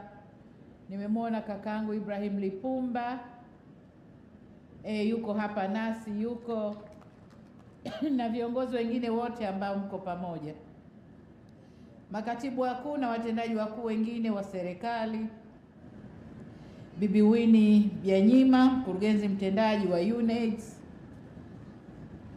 ndugu Zlatan Milisik, mwakilishi mkazi wa Umoja wa Mataifa nchini, Mheshimiwa Dr. Donald Wright, balozi wa Marekani Tanzania, Dr. Martin Odit, mkurugenzi UNAIDS Tanzania, Dr. Hedwiga Swai, mwenyekiti wa kamisheni ya tume ya kudhibiti ukimwi Tanzania, Dr. Leonard Maboko, mkurugenzi mtendaji, pamoja na makamishna wa tume ya kudhibiti ukimwi Tanzania, dada yetu Leticia Morris, mwenyekiti wa baraza la watu wanaoishi na virusi vya ukimwi na kofa, viongozi wa dini, viongozi wa asasi za kiraia, wazee wa Lindi, wanahabari, vikundi vya burudani, mabibi na mabwana, Jamhuri ya Muungano wa Tanzania. Kwanza kabisa nami niungane na walio nitangulia kusema kumshukuru Mwenyezi Mungu kwa kutuwezesha kujumuika pamoja hapa mkoani Lindi katika maadhimisho haya muhimu ya siku ya Ukimwi Duniani kwa mwaka huu. Aidha, nitumie fursa hii kuwashukuru na kuwapongeza wenyeji wetu mkoa wa Lindi kiongozwa na mkuu wa mkoa kwa kutupokea vizuri na kwa ushirikiano mlioutoa katika kufanikisha maandalizi ya maadhimisho haya ya kitaifa. Hongereni sana. Niwapongeze pia kwa dhati ofisi ya Waziri Mkuu kupitia tume yetu ya kudhibiti ukimwi Tanzania TACAIDS kwa kuratibu vyema maadhimisho haya kwa kushirikiana na mkoa wa Lindi pamoja na wadau wengine wote. Shukrani pamoja na pongezi maalum kwa wenzetu wa UNAIDS kwa kuamua kuwa nasi hapa kwa muda wa wiki sasa. Amekuja na tumeweza kuzindua mkakati wetu wa kitaifa wa kupambana na ukimwi wa 3 kwa mwaka 2021, 25, 26, lakini vile vile kuzindua mpango wa elimu plus au education plus.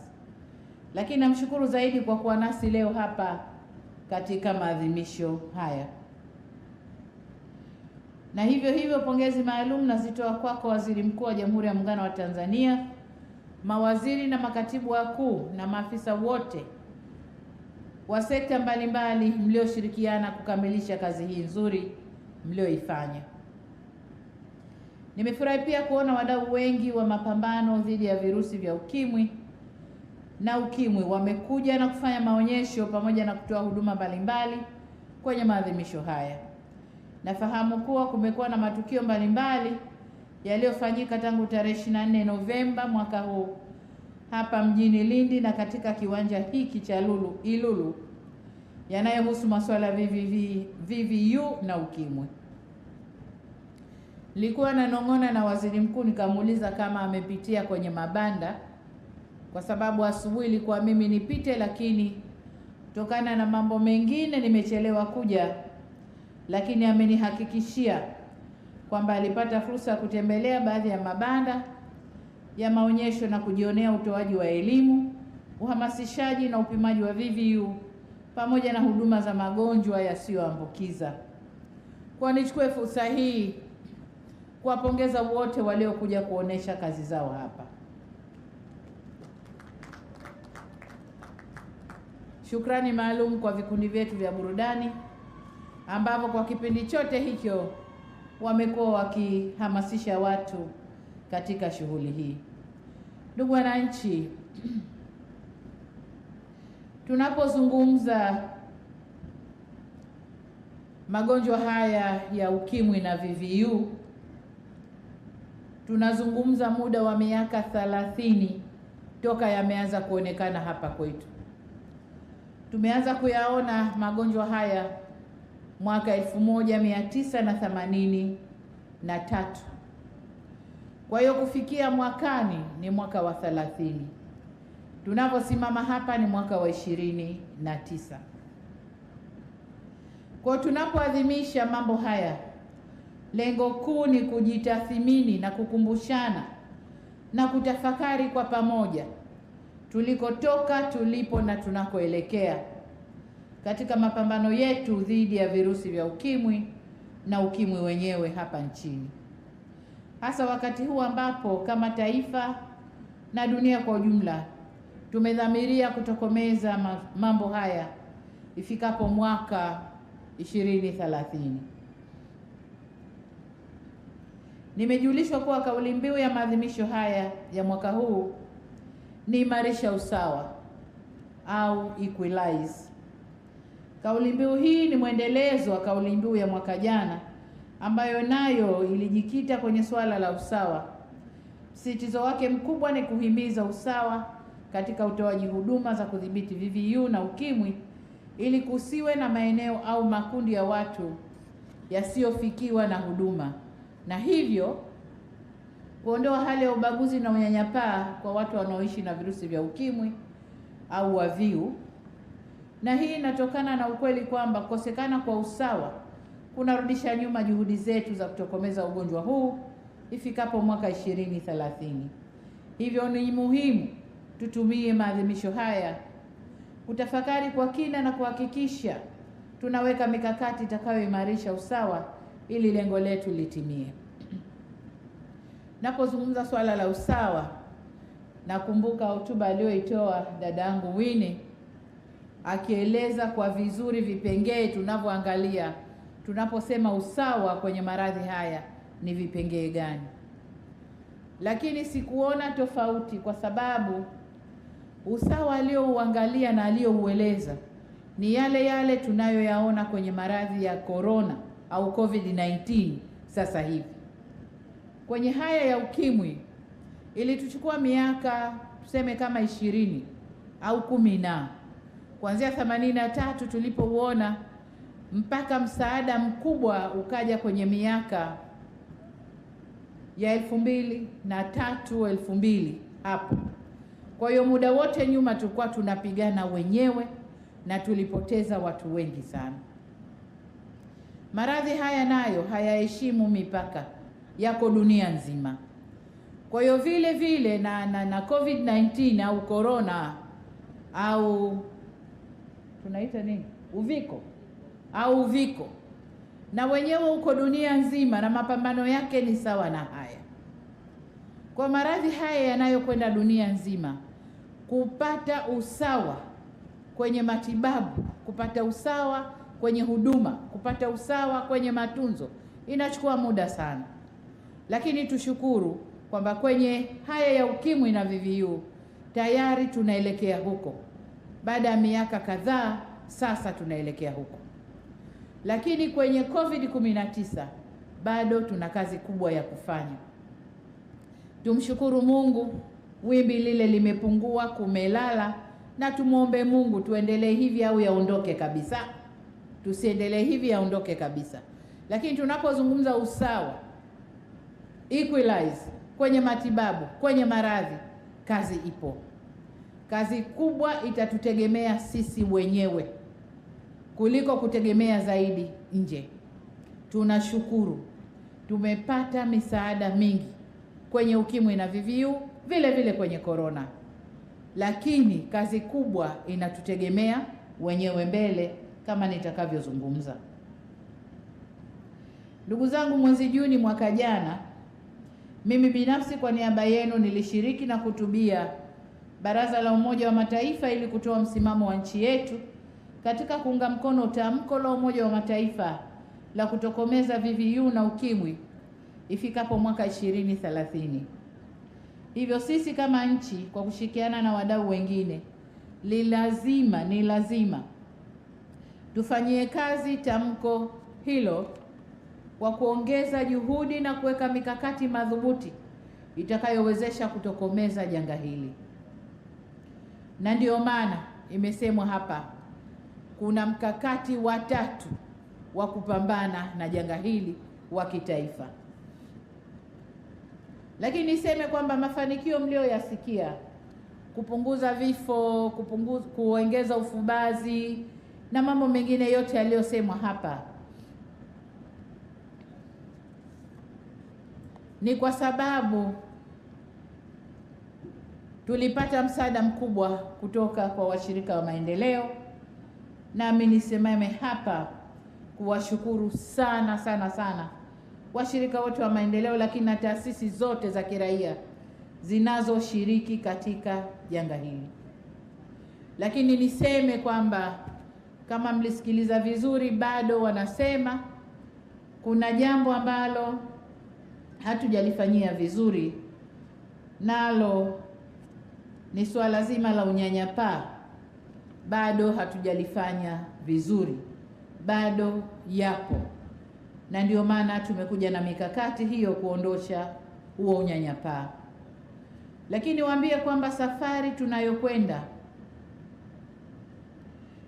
tunayokwenda nayo katika mkakati unaofuata ni kufikia malengo ya 0.3 ifikapo mwaka 2030, lakini kwa mpango wetu ni 2026, yaani kutokomeza ukimwi kwa kuwa na 0 ya maambukizi mapya ya VVU, 0 ya vifo na 0 ya unyanyapaa.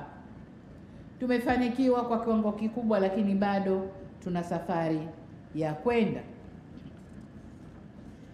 Na kwa maana hiyo,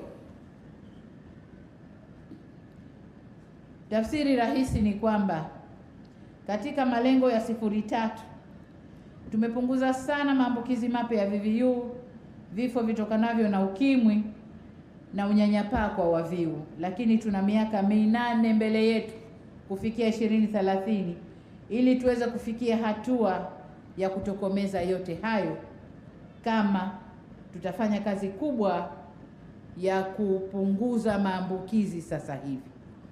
Lakini kwa mwendo ule ulioelezwa kwenye ripoti tofauti hapa kwamba kuna maambukizi yanakuwa ya vijana wetu wa miaka 15 hadi 24, tusipozuia lile, safari yetu itakuwa ndefu sana ya kutokomeza balaa hili, kwa sababu vijana wale wakiambukizwa leo, tunawapa huduma zote, wanapata lishe nzuri, ARV wanazo, matunzo yapo, muda wao wakiishi unakuwa, swala hili litakuwa tunakwenda nalo kwa muda mrefu.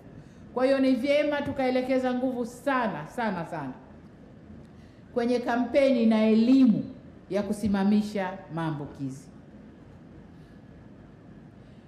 Lakini ndugu wananchi, niseme kwamba mafanikio hayo ambayo yametajwa hapo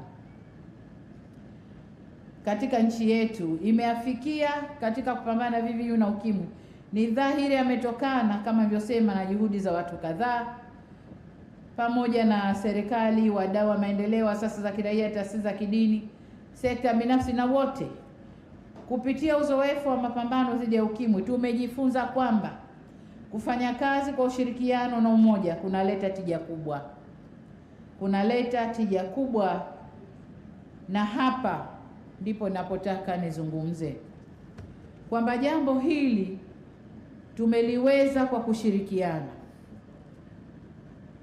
Taasisi zote nilizozitaja hapa tumeshirikiana, kila mmoja kwa nafasi yake, kila mmoja kwa kazi yake aliyopangiwa. Tumeshirikiana na tukaweza kufikia tulipofika, mafanikio tuliyoyapata. Kwa inawezekana kutekeleza mpango wetu ujao wa miaka 5 kama tutashirikiana kama tulivyoshirikiana nyuma.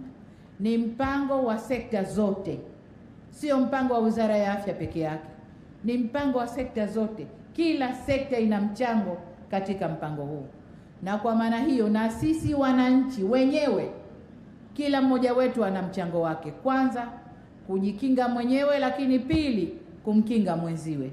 Kwa hiyo kila mmoja tukishirikiana tunaweza kutekeleza mpango wetu na tukafanikiwa.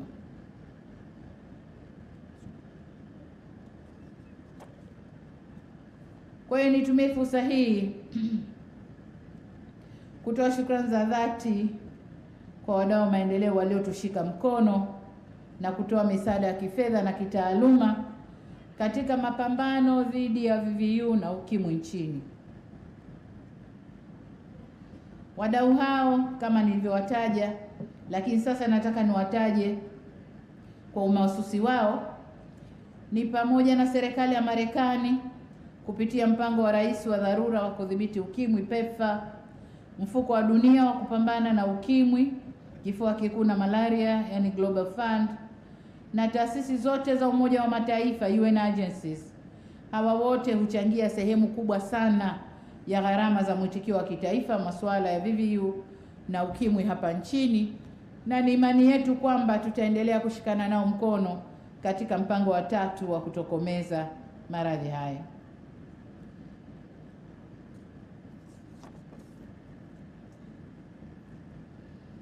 Ndugu wananchi, pamoja na maendeleo mazuri ya mafanikio tuliyoyapata, bado kuna maeneo ambayo kama nilivyosema yanahitaji nguvu zaidi ili tuweze kudhibiti janga hili. na hatimaye ifikapo huko mwaka 2030 tuwe tumeyatokomeza kabisa. Kwa maana hiyo, nielekeze TACAIDS na Wizara ya Afya kwa kushirikiana na sekta zote na wadau wote wa mapambano dhidi ya VVU na ukimwi pamoja na afua nyingine, kuweka mkazo zaidi katika maeneo yafuatayo. Moja, kuweka jitihada na hii ni katika lile swala la kuimarisha usawa ambao kauli mbiu yetu imezungumza. Moja ni kuweka jitihada ya mikakati madhubuti katika kuzuia maambukizi mapya kama ilivyosema, ili tuweze kufikia hatua ya kutokomeza kabisa. Lakini mbili, kuimarisha huduma za upimaji wa VVU na matumizi ya ARV ili kutokomeza vifo vitokanavyo na ukimwi.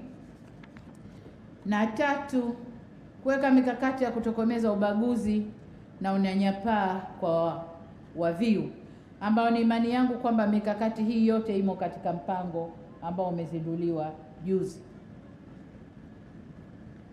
Ndugu wananchi, naelewa kuwa tunahitaji fedha za kutosha katika mapambano dhidi ya janga la ukimwi. Serikali, na hii ni katika lile ombi alilolisema Donald Wright, balozi wa Marekani nchini, kwamba sasa tujielekeze kwenye sustainability. Na sasa sustainability, mbali ya afua tulizozipanga kwenye mpango au uendelevu, mbali ya zile afua tulizozipanga kwenye mpango, lakini ni upatikanaji wa fedha. Sasa katika upatikanaji wa fedha, niseme kwamba serikali inaendelea kushirikiana na wadau wa maendeleo kuhakikisha uendelevu wa afua za VVU na ndani ya nchi kwa kuweka mikakati ya kukusanya rasilimali za ndani. Mnamo mwaka 2015 Bunge la Jamhuri ya Muungano wa Tanzania lilipitisha sheria kuanzishwa kwa mfuko wa udhamini wa kudhibiti ukimwi au AIDS Trust Fund unaosimamiwa na TACAIDS kwa lengo la kuimarisha vyanzo vya ndani vya fedha. Kupitia bunge, serikali imekuwa ikichangia mfuko huu na tumekuwa tukihamasisha uchangiaji wa mfuko kwa njia mbalimbali.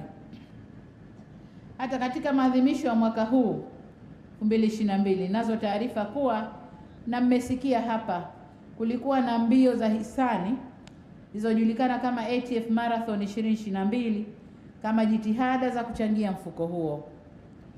Nami hapa niungane na TACAIDS kuwashukuru wale wote waliojitokeza kuchangia, GGM, ITV, Star TV, Radio na wengine wote waliojitokeza kuchangia. Lakini niungane pia na TACAIDS kuwashukuru waliotoa funds au fedha kusaidia mambo kadhaa katika mapambano haya, wakiwemo na Kofa, Eura, Swahili Water na wengine wote ambao wameshirikiana nao. Na niseme kwamba tayari mfuko huu umeanza kufanya kazi. Baadhi ya maeneo ambayo mfuko umeafadhili ni ununuzi wa dawa za kutibu magonjwa ya nyemelezi kwa ajili ya waviu, kwani dawa hizi hazigharamiwi na wafadhili bali zinagharamiwa na serikali. Pia mfuko umegharamia afua za kutoa elimu na kuhamasisha utumiaji wa huduma hasa kwenye vyuo vikuu na vyuo vya kati. Na hapa ni waombe ndugu zetu na Kofa kwamba ile fedha mnayoipata, najua mna fedha nzuri kidogo, tusaidiane sana kuendesha kampeni na elimu vyuoni, lakini pia kwenye secondary schools, kwa sababu watoto wa miaka hiyo 15 mpaka 24 huko ndiko wanakopatikana. Kwa hiyo tusaidieni sana kwenye hilo. Ile fedha mnayoipata basi ielekezeni huko kwenye elimu na kampeni kwa watoto wetu. Serikali itaendelea kutenga bajeti na kutafuta vyanzo endelevu vya kutunisha mfuko huu kadri uchumi utakavyoruhusu. Mfuko huu ukiimarika utasaidia kupunguza utegemezi wa fedha kutoka nje. Pia utasaidia kuimarisha na kuendeleza afua zilizothibitika kuwa na matokeo makubwa kupitia ufadhili wa wadau wa maendeleo. Waheshimiwa viongozi, wageni waalikwa, mabibi na mabwana, kabla sikumaliza hotuba yangu, naomba sasa kidogo nigusie changamoto alizozizungumza mkuu wa mkoa. Changamoto ya kwanza ilikuwa ni swala la ndovu, kwa jina jingine tembo, ambao wanaingia mashambani kwa watu na kuumiza au kuua watu. Nasema changamoto hii imesemwa siku nyingi, na sasa ni wakati wizara inayohusika na wanyama hawa kuchukua hatua stahiki zinazozuia wanyama hawa kuingia kwenye maeneo ya watu. Lakini ndugu zangu Wanalindi, tuangalie pia kwa upande mwingine. Upande mwingine ni kwamba wanyama hawa walikuwa na maeneo yao. Sasa kuna sababu mbili zinazowatoa. Moja, labda ni swala la ukame, kwamba kule waliko maji hakuna, na hivyo na wenyewe wanahaha kwenda maeneo ya watu kwenda kutafuta maji na mahitaji mengine. Lakini sehemu ya pili, inawezekana kabisa kwamba wanadamu tumeingilia maeneo yao. Moja, wafugaji wameingia kwenye mapori yote. Kwa hiyo hata yale mapori ambako tembo hawa, ndovu hawa wamekuwa wakijificha, yameingiliwa na ng'ombe wengi sana, na wenyewe wametoka kuangalia makao mengine. Lakini la pili, inawezekana kabisa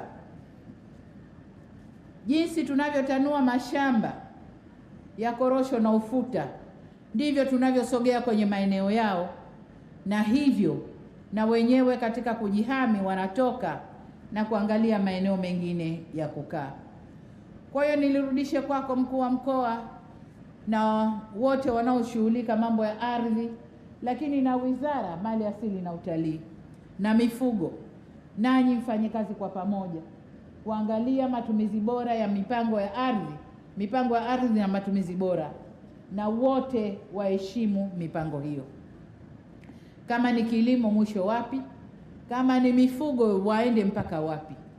Mifugo hii, na leo nasema sijui mara ya 3 au ya 5, kwamba lazima tudhibiti usambaaji wa mifugo Tanzania. Tuna maranchi ambayo hayana kazi, yatoweni kwa wafugaji. Mmeakodisha kwa wafugaji mmoja mmoja, yatoweni kwa lio. Lindi huku kulikuwa hakuna ng'ombe, wa Makonde huku wakiona ng'ombe walikuwa wanakimbia. Sasa wafugaji wametoka walikotoka, wamejaa tele Lindi. Kwa hiyo hata tembo walioko Lindi kwa maana hiyo hawakuwa wanajua ng'ombe, hawajawahi kuona ng'ombe. Kwa wameona viumbe vigeni vimeingia, na wenyewe wametoka, wameachia viumbe vigeni, na wenyewe wametafuta pa kukaa. Kwa niombe sana, mipango miji au mipango ya matumizi mizuri ya ardhi, mali asili na mifugo, fanyeni kazi kukomesha jambo hili. Nizungumzie kidogo swala la LNG, na niwaambie Wanalindi kwamba mwezi ujao Disemba tunatarajia kusaini makubaliano ya mwisho ya kuwepo kwa mradi huu wa LNG. Mazungumzo yamekwenda vizuri. Waziri wa nishati na timu yake wamejitahidi sana. Mazungumzo yamekwenda vizuri, nami nimekutana nao wawekezaji katika nyakati tofauti tofauti, na wote tuna matumaini kwamba ikifika Disemba mwaka huu tutasaini makubaliano ya mwisho ili hatua za utekelezaji wa mradi ziweze kuanza. Ndugu zangu Wanalindi, mradi huu utachukua muda kidogo kabla kuanza uzalishaji. Kwa naomba mtoe ushirikiano kwenye ardhi, kwenye mambo yote yatakayotakiwa. Mtoe ushirikiano, wawekezaji wawe huru kupima, kuwekeza, serikali ikiwa inajua kwamba kuna fidia zinazotaka kutolewa. Naomba tupokee mradi huu kwa mikono miwili, kwani unakwenda kubadilisha sura ya Lindi, inakwenda kutoa ajira, inakwenda kukuza maendeleo ndani ya mkoa huu. Niwaombe sana ndugu zangu Wanalindi, mupokee mradi huu. Lakini swala jingine ni lile la chumvi, na hapa sina waziri wa biashara wala naibu wake, simuoni. Yuko wa madini. Naibu waziri wa madini yupo, umelisikia. kashirikiane na wenzio wa biashara mlifanyie kazi hili. Ndugu zangu, baada ya ufafanuzi huo wa changamoto, napenda sasa nirudie kutoa pongezi zangu kwa wananchi wa mkoa wa Lindi kwa kufanikisha maadhimisho ya siku ya Ukimwi Duniani mwaka huu 2022. Mmefanya kazi nzuri, mmejitokeza uwanjani kwa wingi, mmepitia kwenye mabanda, mmepata huduma. Hongereni sana sana sana, nyinyi pamoja na waziri mkuu, hongereni sana. Baada ya kusema hayo, sasa niko tayari kutoa zawadi na tunzo, na kwamba nitangaze kwamba mkakati wa taifa wa kudhibiti ukimwi, mapambano dhidi ya ukimwi wa mwaka 21, 22, 25, 26 sasa umeanza kazi rasmi, kwa sababu kuzinduliwa umeshazinduliwa, lakini kazi zote zitakazofanyika kuanzia sasa tutakuwa tunafuata mkakati huu. Kwa hiyo niwaombe sana kila sekta washike eneo lao na wende wakalifanyie kazi ipasavyo. Baada ya kusema hayo, niseme imarisha usawa katika mapambano dhidi ya ukimwi na kazi iendelee. Asanteni sana kwa kunisikiliza. Haya, asante. Naomba tuinuke kwa heshima ya Mheshimiwa Rais wa Jamhuri ya Muungano wa Tanzania. Mheshimiwa Rais wa Jamhuri ya Muungano wa Tanzania Dr. Samia Suluhu Hassan, kabla hujakaa, kwa ridhaa yako, naomba sasa Mheshimiwa Rais kwa heshima na taadhima utuongoze kwa ajili ya kutoa vyeti kwa wafuatao. Ni kuombe kule kule ulikotoka tusogee sasa haraka haraka. Wa kwanza Geita Gold Mining asogee haraka haraka, akifuatiwa na Star Times, Tigo jiandae, NMB Bank, pia ITV Radio 1. Haya, wa kwanza huyo ni mwakilishi kutoka Geita Gold Mining Limited kupokea vyeti.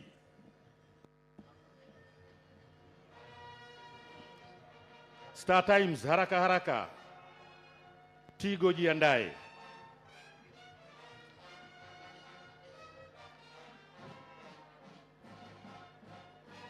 Huyo ni mwakilishi kutoka Star Times anakwenda kupokea vyeti kutokana. Anayefuata sasa ni Tigo. NMB Benki tujiandae. Nadhani NMB pia sogee. NMB sogea. Atakayefuata ni NMB, mwakilishi kutoka benki ya NMB. Haya, mwakilishi kutoka ITV Radio 1.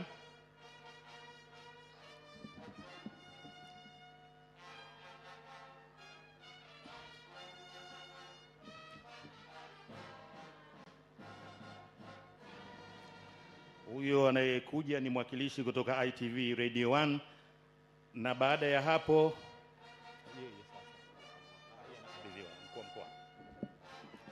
Mheshimiwa Mkuu wa Mkoa, kwa heshima na taadhima, naomba na wewe utoe tuzo kwa Mheshimiwa Rais wa Jamhuri ya Muungano wa Tanzania Dr. Samia Suluhu Hassan. Makofi mengi na vigelegele.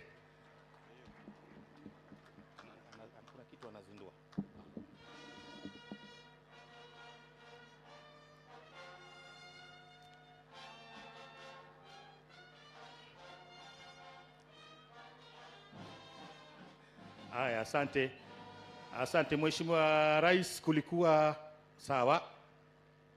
Kuna kitu bado hakijafanyika na muda umekwenda kuzindua mpango mkakati ule wa mwisho kabisa. Haya, asante. Mheshimiwa Rais anasema ameshazindua.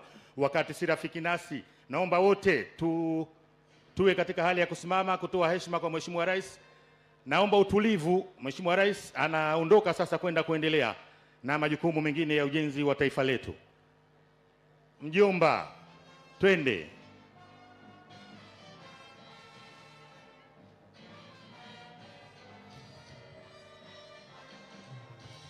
Naomba utulivu, wengine wote tubaki katika hali ya utulivu, kutoa nafasi kwa Mheshimiwa Rais aweze kuondoka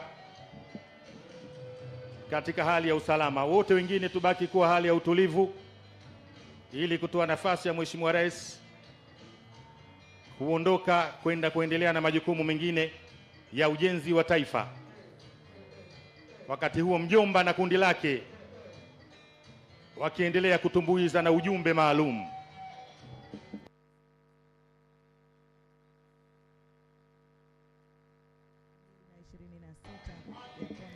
Wananchi, twendeni kituo cha Mnazi Mmoja na Magomeni. Mheshimiwa Rais huko atawasalimia wananchi eneo la Mnazi Mmoja, lakini pia Magomeni. Mheshimiwa Rais atapata nafasi ya kusalimia wananchi.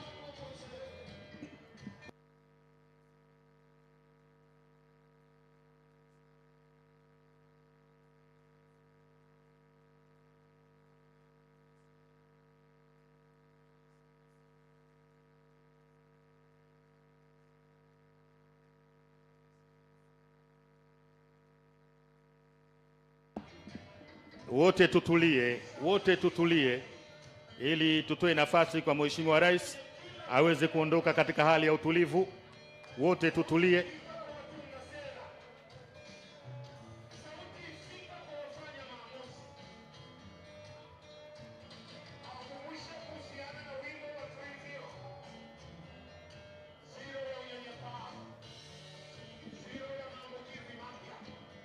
Wote tutulie.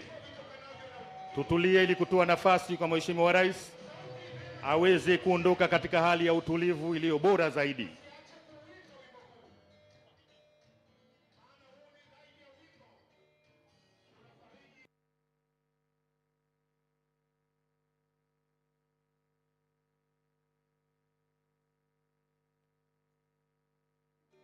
Nenda sauti. Naam, Rais wa Jamhuri ya Muungano wa Tanzania Dr. Samia Suluhu Hassan, msafara wake unaondoka hivi sasa, anakwenda kuendelea na majukumu mengine ya ujenzi wa taifa letu. Waache kutunyoshea vidole.